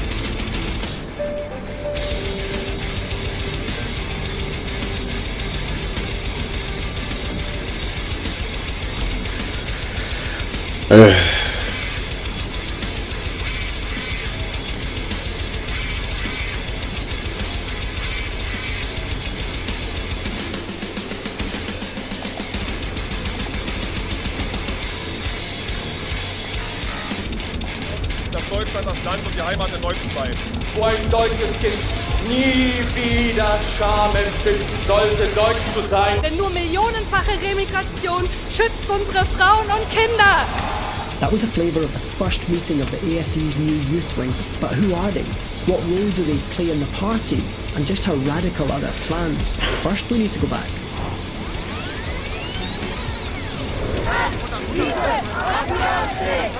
It's daybreak in the West German town of Gießen, and already thousands of protesters are gathering.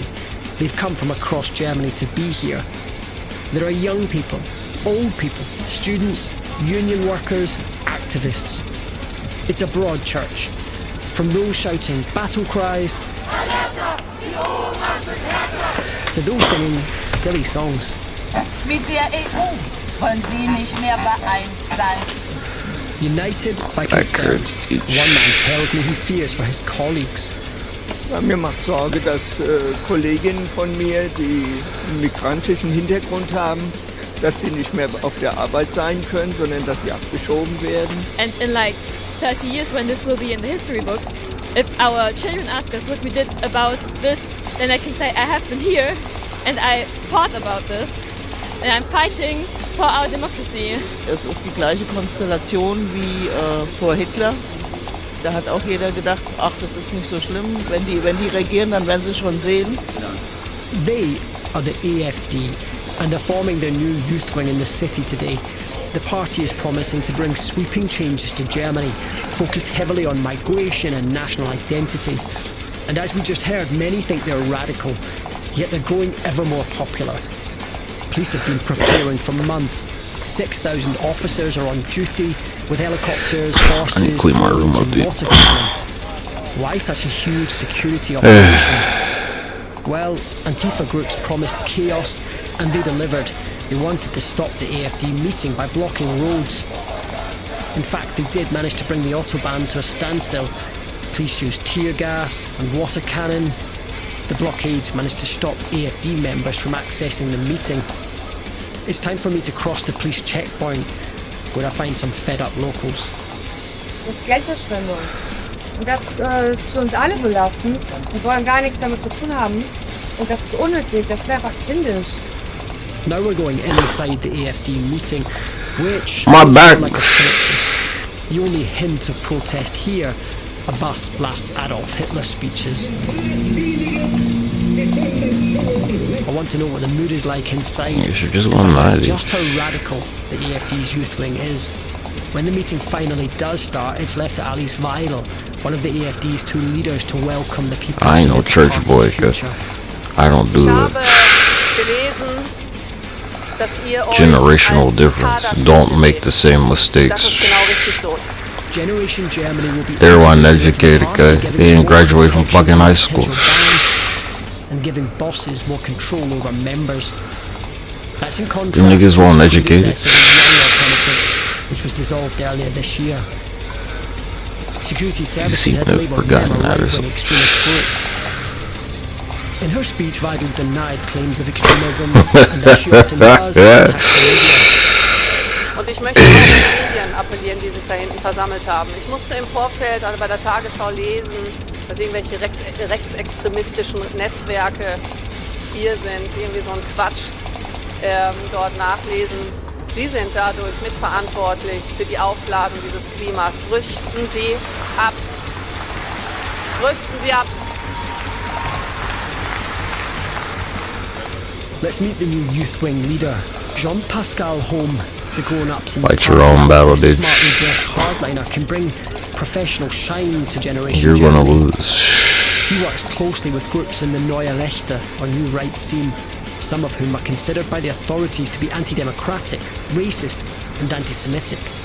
Home says that work will continue, Und darum werden wir entschlossen streiten für eine echte Migrationswende, die dafür sorgt, dass Deutschland das Land und die Heimat der Deutschen bleibt. Home has twice lost jobs in the AFD because of his connections to those extremist groups. Today, however, that doesn't seem to be a problem. They gave me the Home badge. himself has said he will not distance himself from the identitarian movement, a white supremacist group that is on the non-cooperation list of the AFD. Isn't that a contradiction? I put that to the party's other leader, Tino Papala.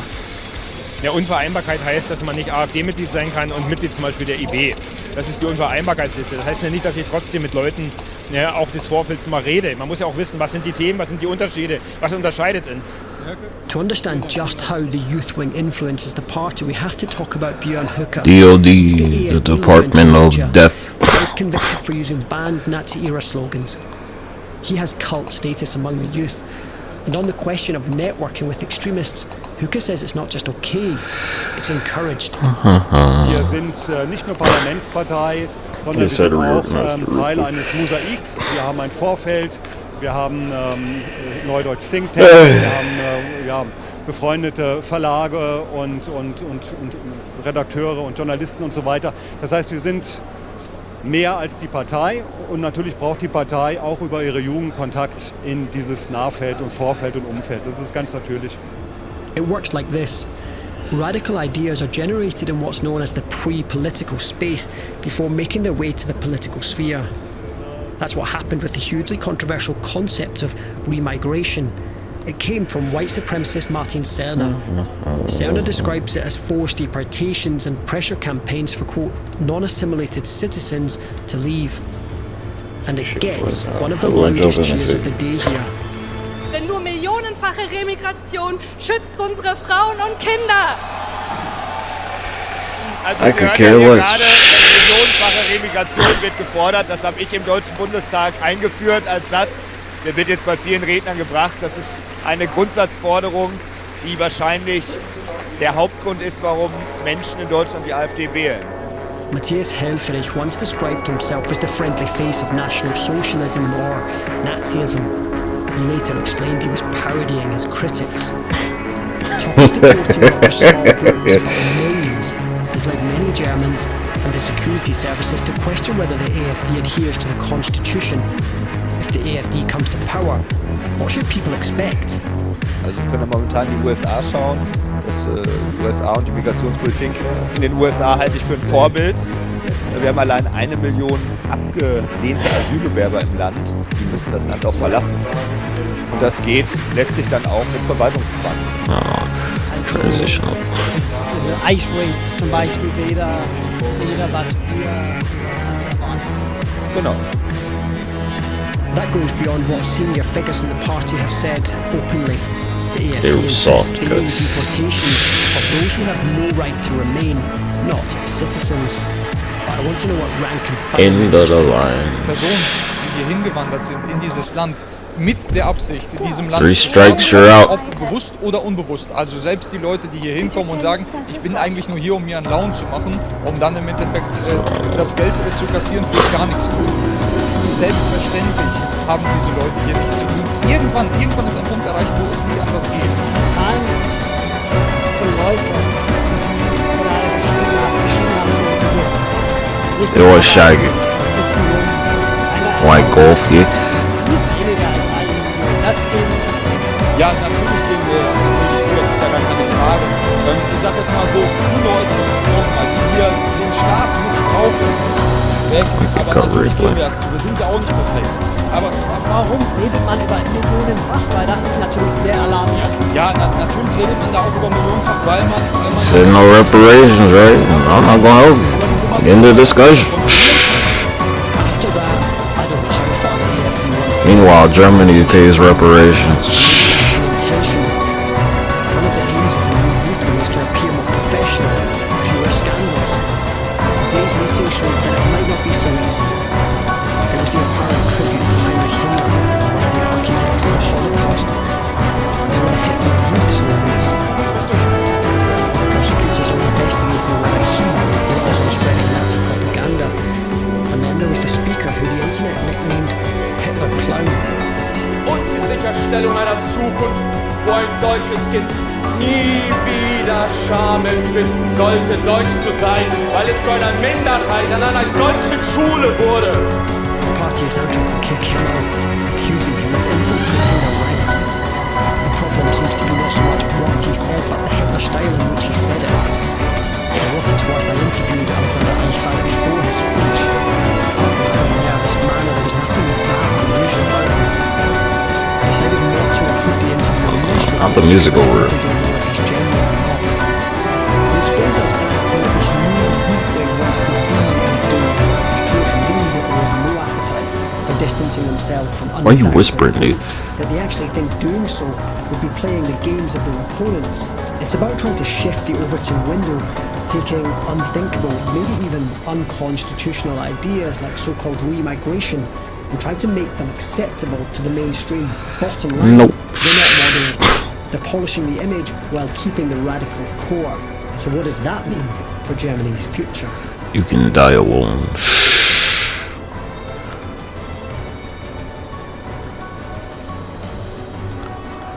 Not an asset.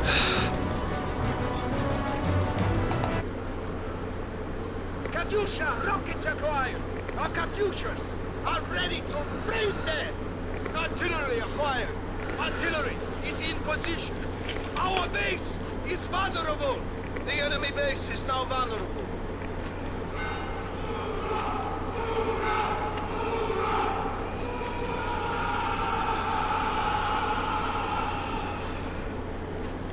Blitzkrieg! Bomb defused. Bomb deactivated. The bomb has been planted.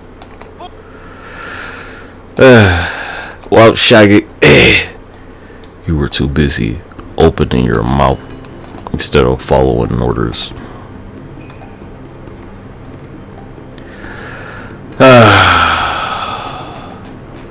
So the Germans will just exterminate you this time.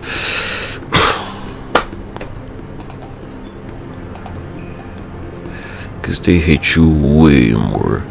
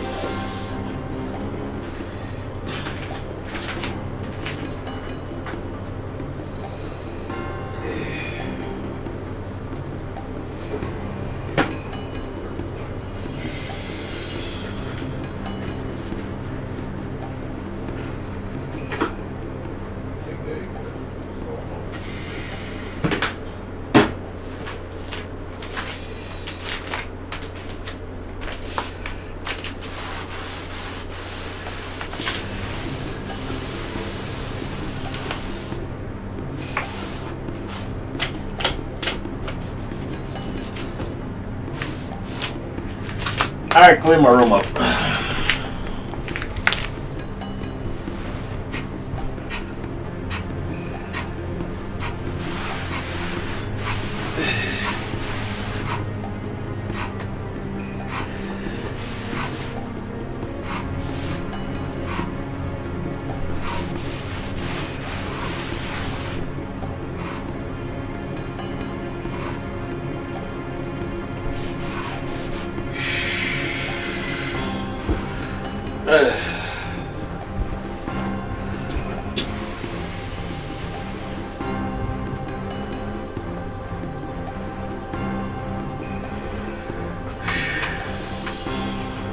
Good gracious, dog.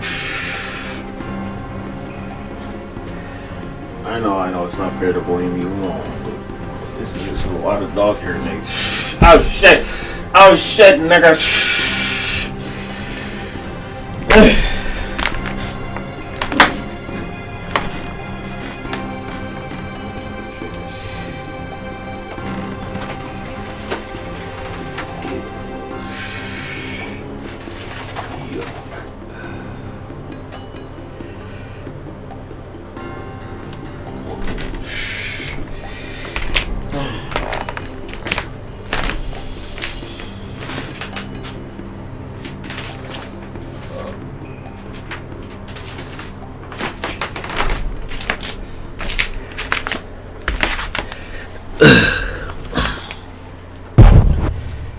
We'll get back to it in a couple minutes. I gotta go. Oh my gosh, my fucking dick.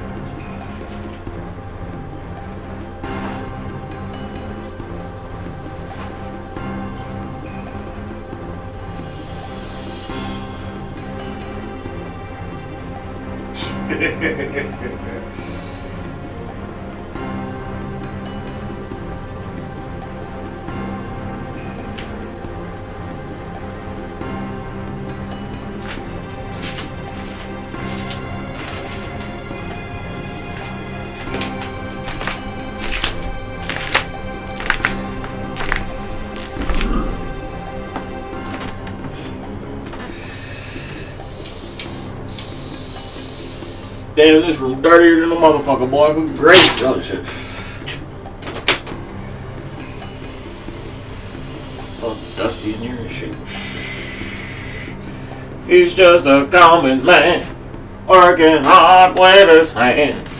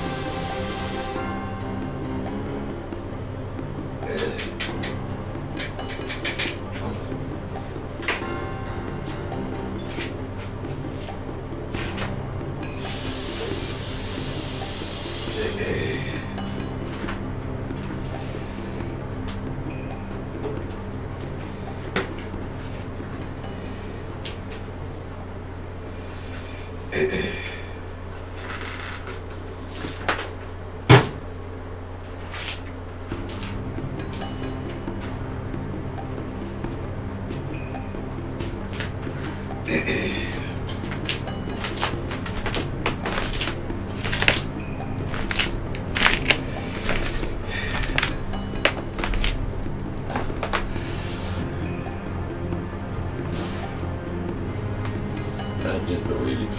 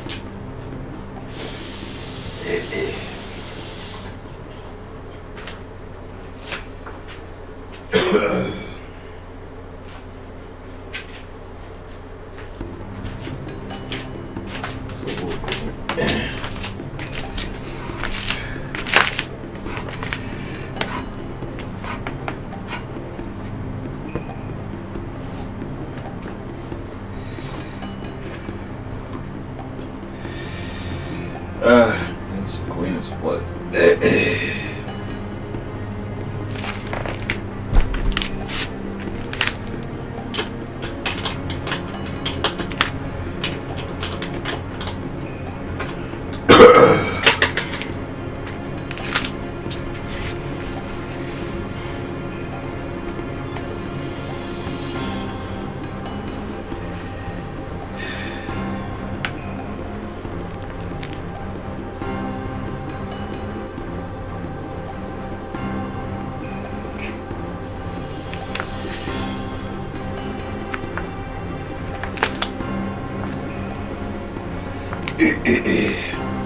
Ona casa strip.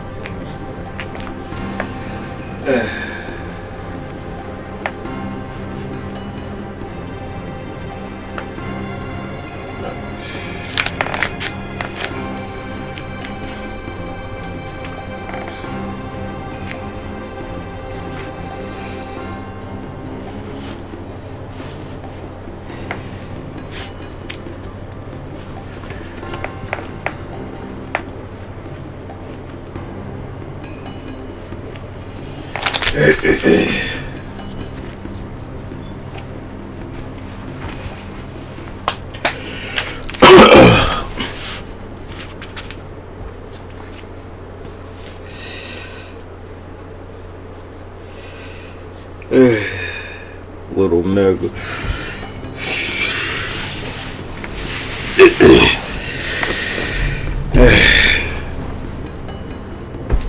Okay, I'm back. Where's this other device at, though?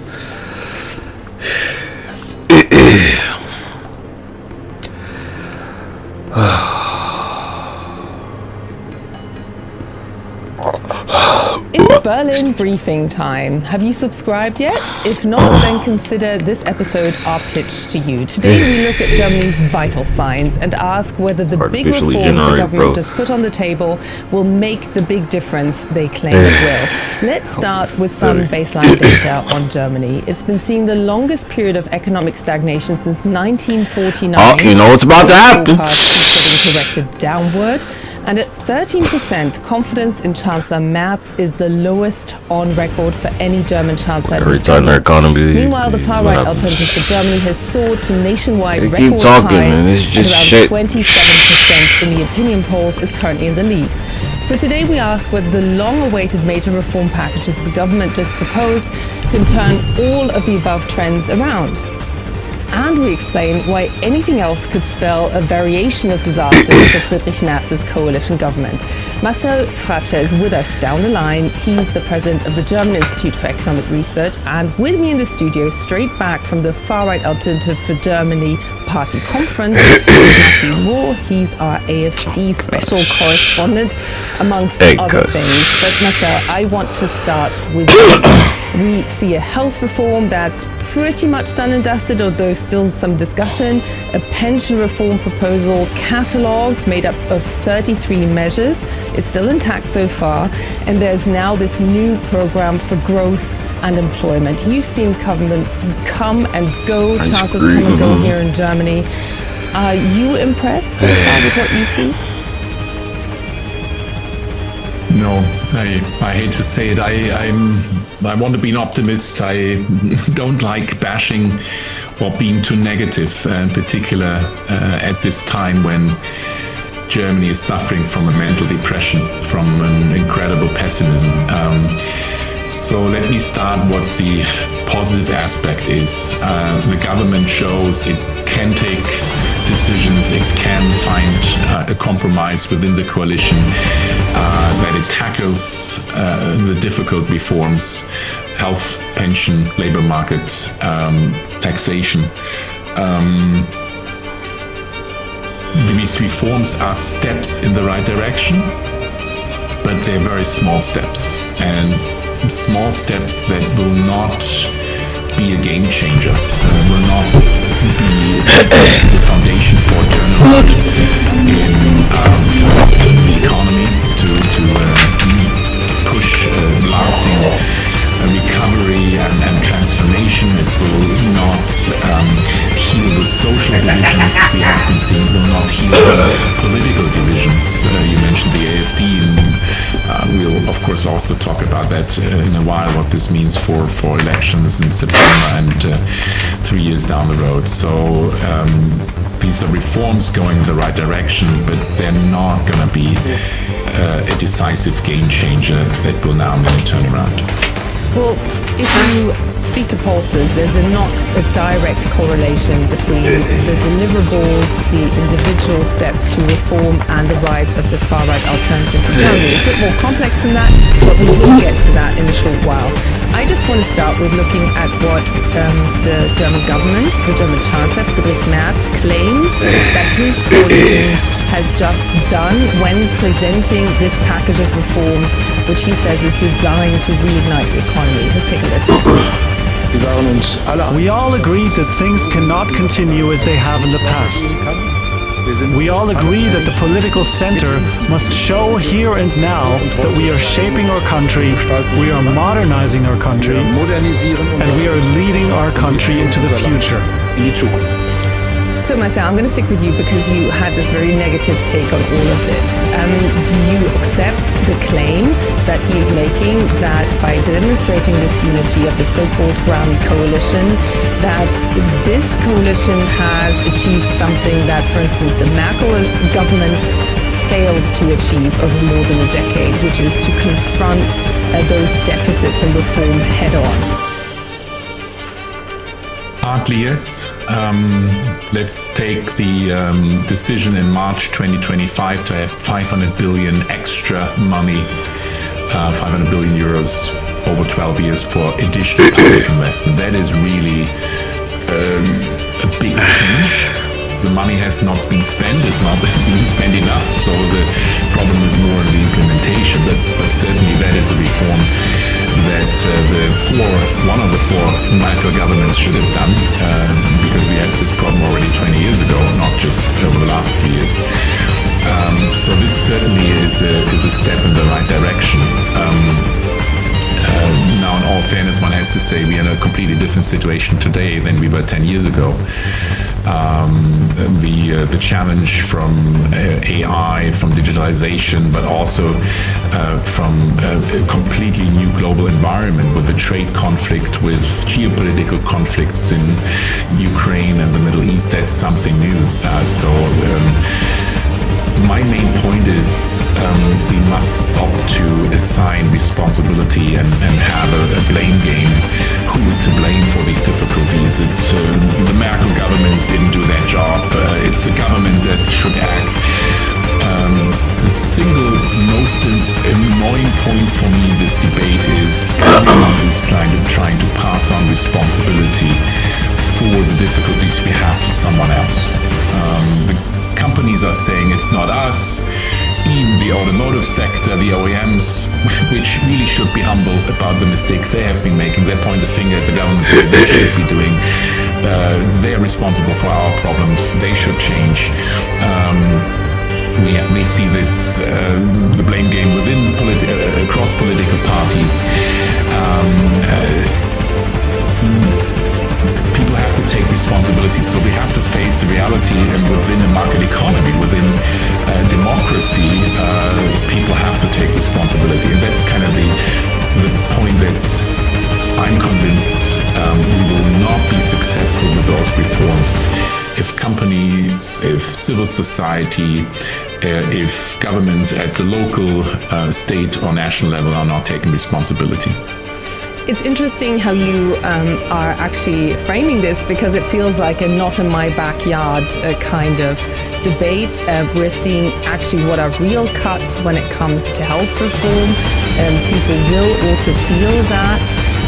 Partners will no longer be so easily be able to be insured just under one insurance, at least until children are 12. That will be for free, but after that it will cost extra. So it will cost people extra. I just want to do a quick run through what the key elements are that people actually feel. That will see a cost saving of some 16 billion euros. So that's real money that's being saved. But still, the government is now saying that this package of reforms will not be enough, not just in the health sector, but also when we talk about pension reform, there will be no effective cuts, but new ways of financing that will also tap into markets that will cost extra. And then we see this wholesale package which is designed to reignite the economy, which will make it harder to call in sick. So these are real effects that people are feeling. What are they getting in exchange? Not much, too little. And that's the second big problem. There is a narrative underlying all these different reforms that you mentioned: pension, healthcare, care, labor market, and taxation, which is not the companies are responsible. They should be getting help. It's employees and people needing help in the area of social security that are the problem. They should be working harder. We had this discussion about lifestyle side. Sorry for the translation. Yeah, lifestyle part-time employment, because part-time employment rates are very high in Germany. Yes. Right, and we now need to have more flexibility in the labor market. We need to cut employment protection. We need to be more flexible on working hours. So every item that you look at, there's this underlying narrative. We need to work harder, and the employees are ultimately responsible. And that's a very one-sided perspective. Yes, social security systems need to become more efficient.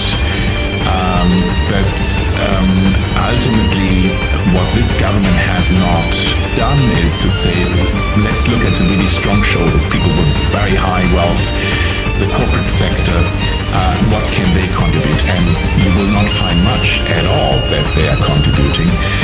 So there is really this strong imbalance in the overall packages that the government is implementing. It has very much the print on from the Conservative Party, which has been campaigning last year with the argument social security is too expensive, we need to work harder, employees need to be more flexible. But that's not a vision for the future. That's simply a blame game, and that's kind of will make social divisions deeper and will not solve our economic and social problems. So I think there is this very strong imbalance, and I think that is a major weakness of these reform packages. Clearly, your analysis is closer to the employee side. Many big employers are also saying these reforms stop short of delivering the real flexibility that they need to become more competitive.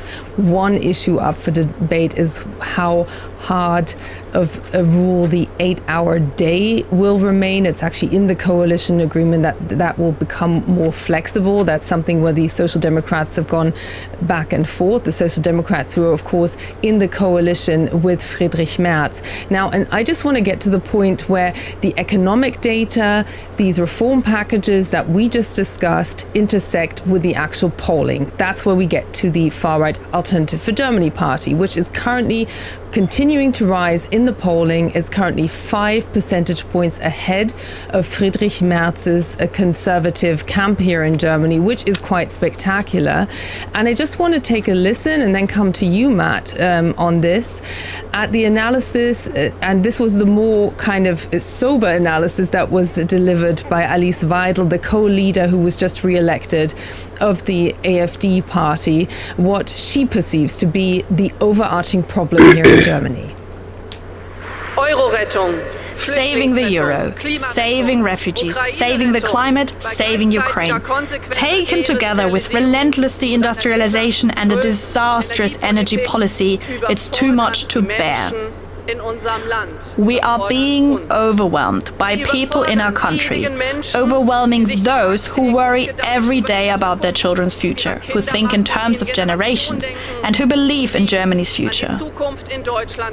So, Matt, given what Marcel Fratscher just analyzed for us and the greater context, why is this message so appealing to people? Yeah, I mean, that was her message to delegates there, kind of summing up where the party's at, and obviously she was touching on all of those big themes that the party has tapped into in the last decade to essentially go from 0 in 2013 to now almost 30% in the polls.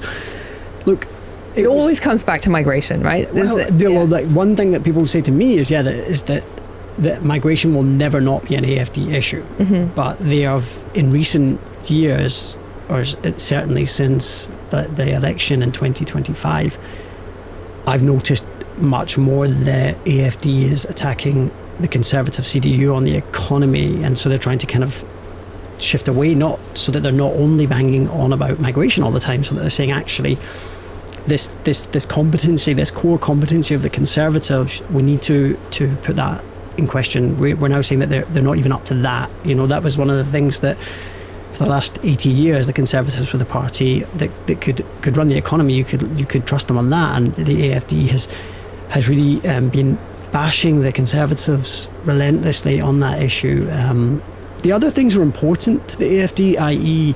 the energy transition and the environmental measures that governments have been focusing on in recent years, that they are they're not working, that they're doing harm to the German economy, that they are overbearing, that they're sticking a hand in people's private lives where they shouldn't be.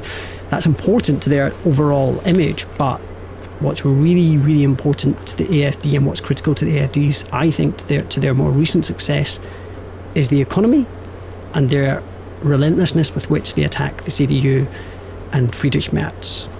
So not really surprising that she talked about Friedrich Merz at the weekend there, and she kind of said that she didn't think he was up to the job, frankly, that he was overwhelmed by the challenges facing the country, and which is why it's, you know, when you listen to Marcel saying that these reform packages that he doesn't think that they go far enough.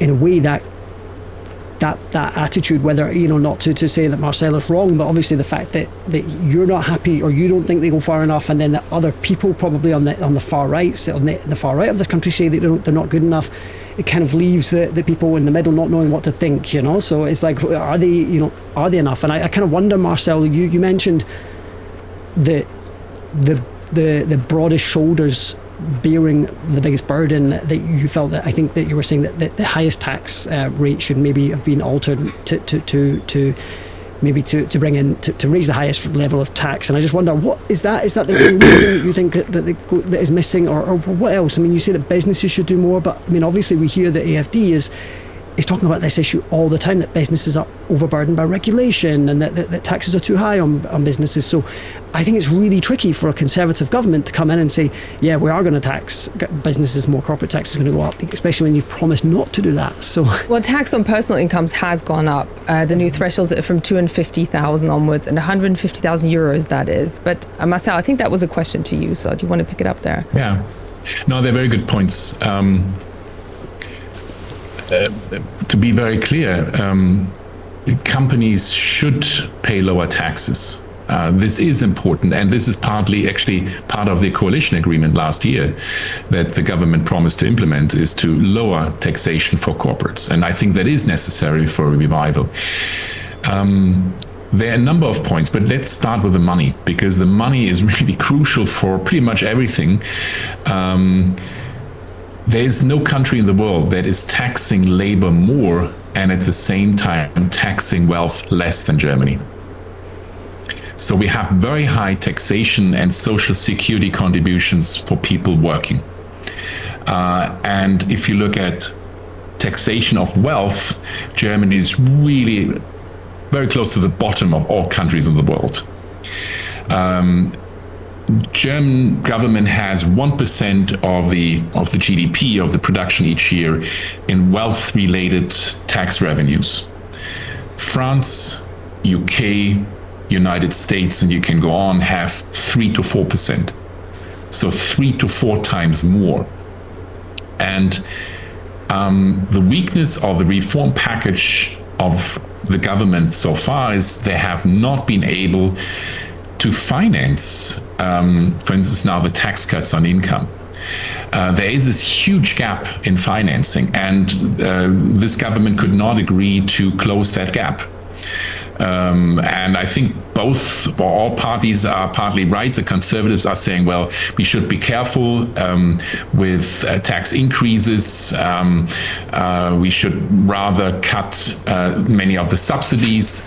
Yes, we should be cutting subsidies such as reduced VAT or all the privileges for cars, for gasoline, for diesel, and for kerosene. There's 60 billion euros in terms of subsidies, climate damaging subsidies the German government is paying every year, and this government has not been able to actually to cut those subsidies. And also in terms of taxation, you rightly mentioned above 250,000 euros, there's now a slightly higher income tax, but look, this is marginal, right? I mean, 250,000, that's 0.1% of the population. That's not going to bring in much subsidy. So in short, money is important. This government has not been able to agree how it wants to fund it.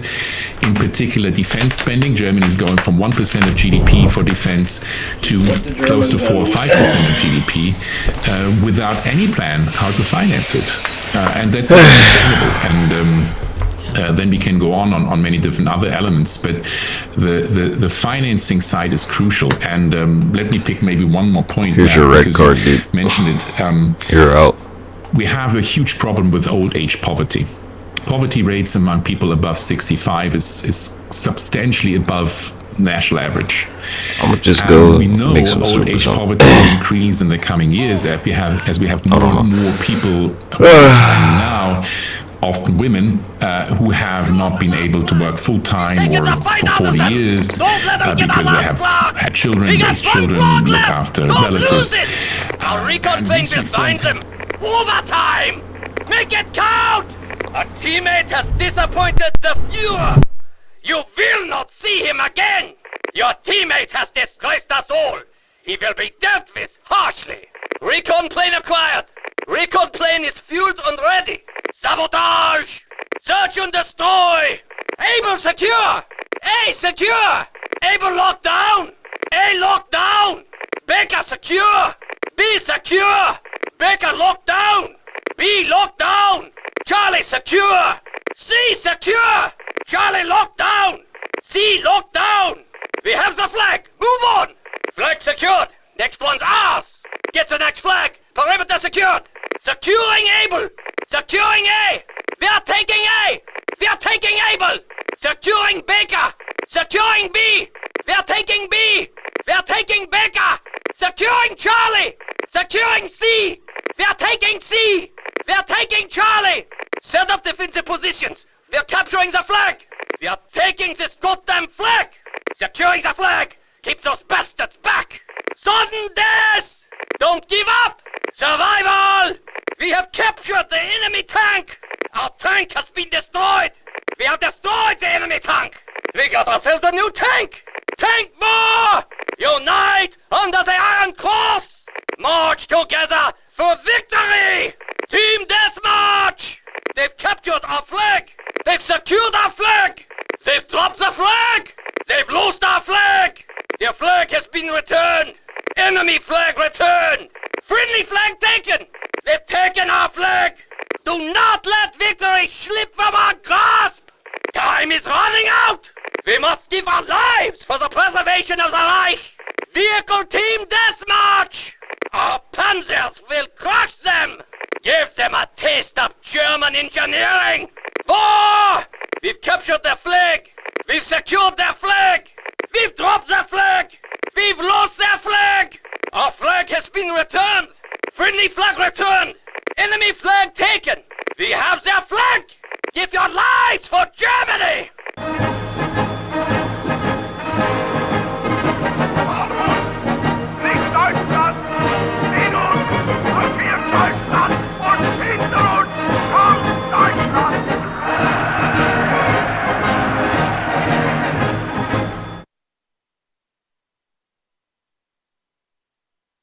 Carpet bomber acquired! Bombers above, awaiting your command! Artillery acquired! Artillery is in position! Our base is vulnerable! The enemy base is wide open!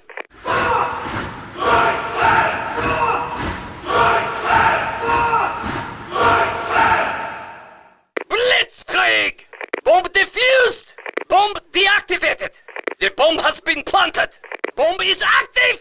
We got the bomb! For the glory of the Reich! For the Führer! Conquer all that stand before us! Fight for the flags! Capture the flags! Move in! Take the headquarters! Move in! Take the HQ! Capture the objectives! Secure the objectives! Capture the flag! Hoot the flag down! Dogs acquired! Dogs ready! Domination! A draw is a disgrace to the fatherland! The war has just begun! This must be the last time Germany tastes defeat! We will fight on for Germany! The march toward ultimate victory begins! Get to cover! Russian rockets inbound! Enemy artillery! They send their hounds, but they too will find only death! Enemy recon plane, right above us! Trust none but the Führer! You alone must defend the glory of the Reich! Final fight! Final front! Free for all! Our bombs will destroy them where they hide! Our artillery will shake them up! Our hounds will tear them to shreds! Half time! Headquarters! Defend the headquarters! Defend the HQ! We have the location of the headquarters! We have the location of the HQ! Headquarters under friendly control! HQ under friendly control! Last chance! One more chance to put these bastards down! We have lost the lead! We have taken the lead! A defeat must not stand in the way of ultimate victory! For German pride, we must fight on! We are losing A! We are losing Able! Enemy taking A! Enemy taking Able! We are losing B! We are losing Baker! Enemy taking B! Enemy taking Baker! We are losing C! We are losing Charlie! Enemy taking C! Enemy taking Charlie! Don't let the bastards get our flag! They're trying to take our flag! Push them back! Hit them hard before they take our flag! They got our flag! Fall back and regroup! Enemy's taken our flag! Retreat! Our flag's fallen to the enemy! Keep fighting until German victory is assured! Ensure this is the only time we taste defeat! Victory belongs to Germany! We honor the Führer with our success! Momentum! Defend the objective! Destroy the objective! Eliminate the objective! They're losing it! Take the last flag! Secure the last flag! We've taken the fight out of them! Don't let them get our last flag! We got one flag left! Don't lose it! Our recon plane will find them! Overtime! Make it count! A teammate has disappointed the Führer! You will not see him again! Your teammate has disgraced us all! He will be dealt with harshly! Recon plane acquired! Recon plane is fueled and ready! Sabotage! Search and destroy! Able secure! A secure! Able locked down! A locked down! Baker secure! B secure! Baker locked down! B locked down! Charlie secure! C secure! Charlie locked down! C locked down! We have the flag! Move on! Flag secured! Next one's ours! Get the next flag! Perimeter secured! Securing Able! Securing A! We are taking A! We are taking Able! Securing Baker! Securing B! We are taking B! We are taking Baker! Securing Charlie! Securing C! We are taking C! We are taking Charlie! Set up defensive positions! We are capturing the flag! We are taking this goddamn flag! Securing the flag! Keep those bastards back! Sudden death! Don't give up! Survival! We have captured the enemy tank! Our tank has been destroyed! We have destroyed the enemy tank! We got ourselves a new tank! Tank more! Unite under the Iron Cross! March together for victory! Team Deathmarch! They've captured our flag! They've secured our flag! They've dropped the flag! They've lost our flag! Their flag has been returned! Enemy flag returned! Friendly flag taken! They've taken our flag! Do not let victory slip from our grasp! Time is running out! We must give our lives for the preservation of the Reich! Vehicle Team Deathmarch! Our panzers will crush them! Give them a taste of German engineering! For we've captured their flag! We've secured their flag! We've dropped their flag! We've lost their flag! Our flag has been returned! Friendly flag returned! Enemy flag taken! We have their flag! Give your lives for Germany!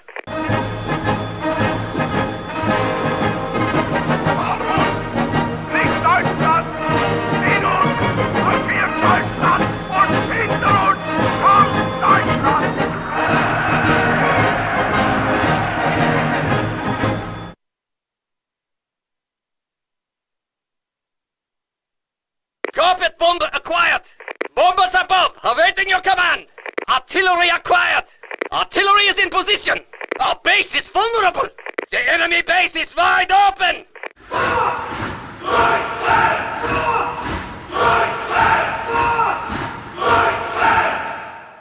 Blitzkrieg! Bomb defused! Bomb deactivated! The bomb has been planted! Bomb is active! We got the bomb! For the glory of the Reich! For the Führer! Conquer all that stand before us! Fight for the flags! Capture the flags! Move in! Take the headquarters!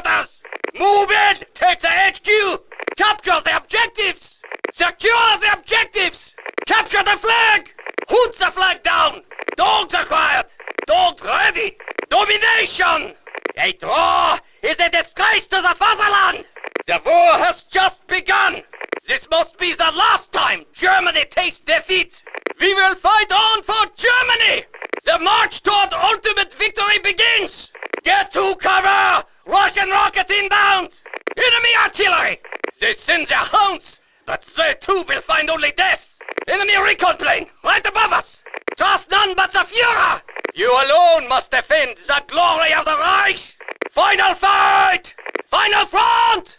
Free for all! Our bombs will destroy them where they hide! Our artillery will shake them up! Our hounds will tear them to shreds! Half time! Headquarters! Defend the headquarters! Defend the HQ! We have the location of the headquarters! We have the location of the HQ! Headquarters under friendly control! HQ under friendly control! Last chance! One more chance to put these bastards down! We have lost the lead! We have taken the lead! A defeat must not stand in the way of ultimate victory! For German pride, we must fight on! We are losing A! We are losing Able! Enemy taking A! Enemy taking Able! We are losing B! We are losing Baker! Enemy taking B! Enemy taking Baker! We are losing C! We are losing Charlie! Enemy taking C! Enemy taking Charlie! Don't let the bastards get our flag! They are trying to take our flag! Push them back! Hit them hard before they take our flag! They got our flag! Fall back and regroup! Enemy's taken our flag! Retreat! Our flag's fallen to the enemy! Keep fighting until German victory is assured! Ensure this is the only time we taste defeat! Victory belongs to Germany! We honor the Führer with our success! Momentum! Defend the objective! Destroy the objective! Eliminate the objective! They're losing it! Take the last flag! Secure the last flag! We've taken the fight out of them! Don't let them get our last flag! We got one flag left! Don't lose it! Our recon plane will find them! Overtime! Make it count! A teammate has disappointed the Führer! You will not see him again! Your teammate has disgraced us all! He will be dealt with harshly! Recon plane acquired! Recon plane is fueled and ready! Sabotage! Search and destroy! Able secure! A secure! Able locked down! A locked down! Baker secure! B secure! Baker locked down! B locked down! Charlie secure! C secure! Charlie locked down! C locked down! We have the flag! Move on! Flag secured! Next one's ours! Get the next flag! Perimeter secured! Securing Able! Securing A! We are taking A! We are taking Able!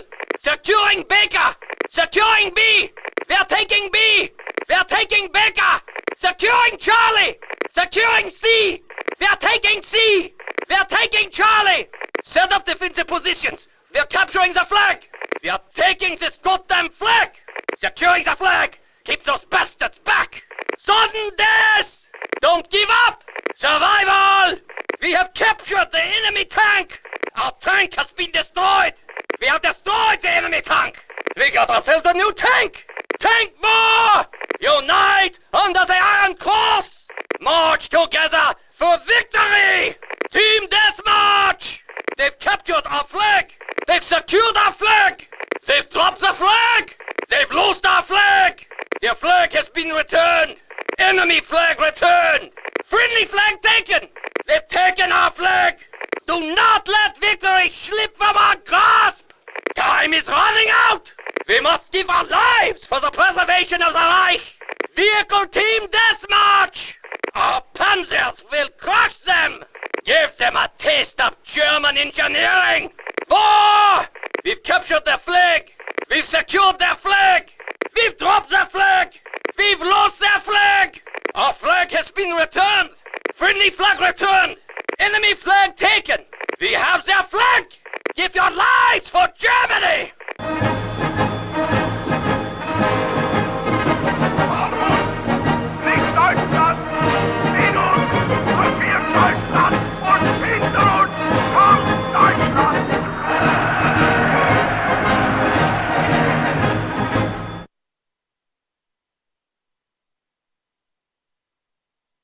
Carpet bomber acquired!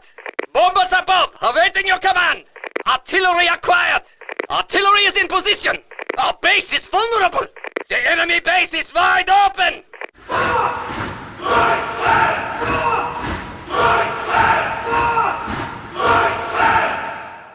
Blitzkrieg! Bomb defused! Bomb deactivated!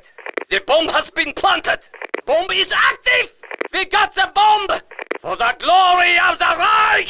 For the Führer! Conquer all that stand before us! Fight for the flags! Capture the flags! Move in! Take the headquarters! Move in! Take the HQ! Capture the objectives! Secure the objectives! Capture the flag! Hoot the flag down! Dogs acquired! Dogs ready! Domination! A draw is a disgrace to the fatherland! The war has just begun! This must be the last time Germany tastes defeat! We will fight on for Germany! The march toward ultimate victory begins! Get to cover! Russian rockets inbound! Enemy artillery! They send their hounds, but they too will find only death! Enemy recon plane, right above us! Trust none but the Führer! You alone must defend the glory of the Reich! Final fight! Final front! Free for all! Our bombs will destroy them where they hide! Our artillery will shake them up! Our hounds will tear them to shreds! Off time! Headquarters! Defend the headquarters! Defend the HQ! We have the location of the headquarters! We have the location of the HQ! Headquarters under friendly control! HQ under friendly control! Last chance! One more chance to put these bastards down! We have lost the lead! We have taken the lead! A defeat must not stand in the way of ultimate victory! For German pride, we must fight on!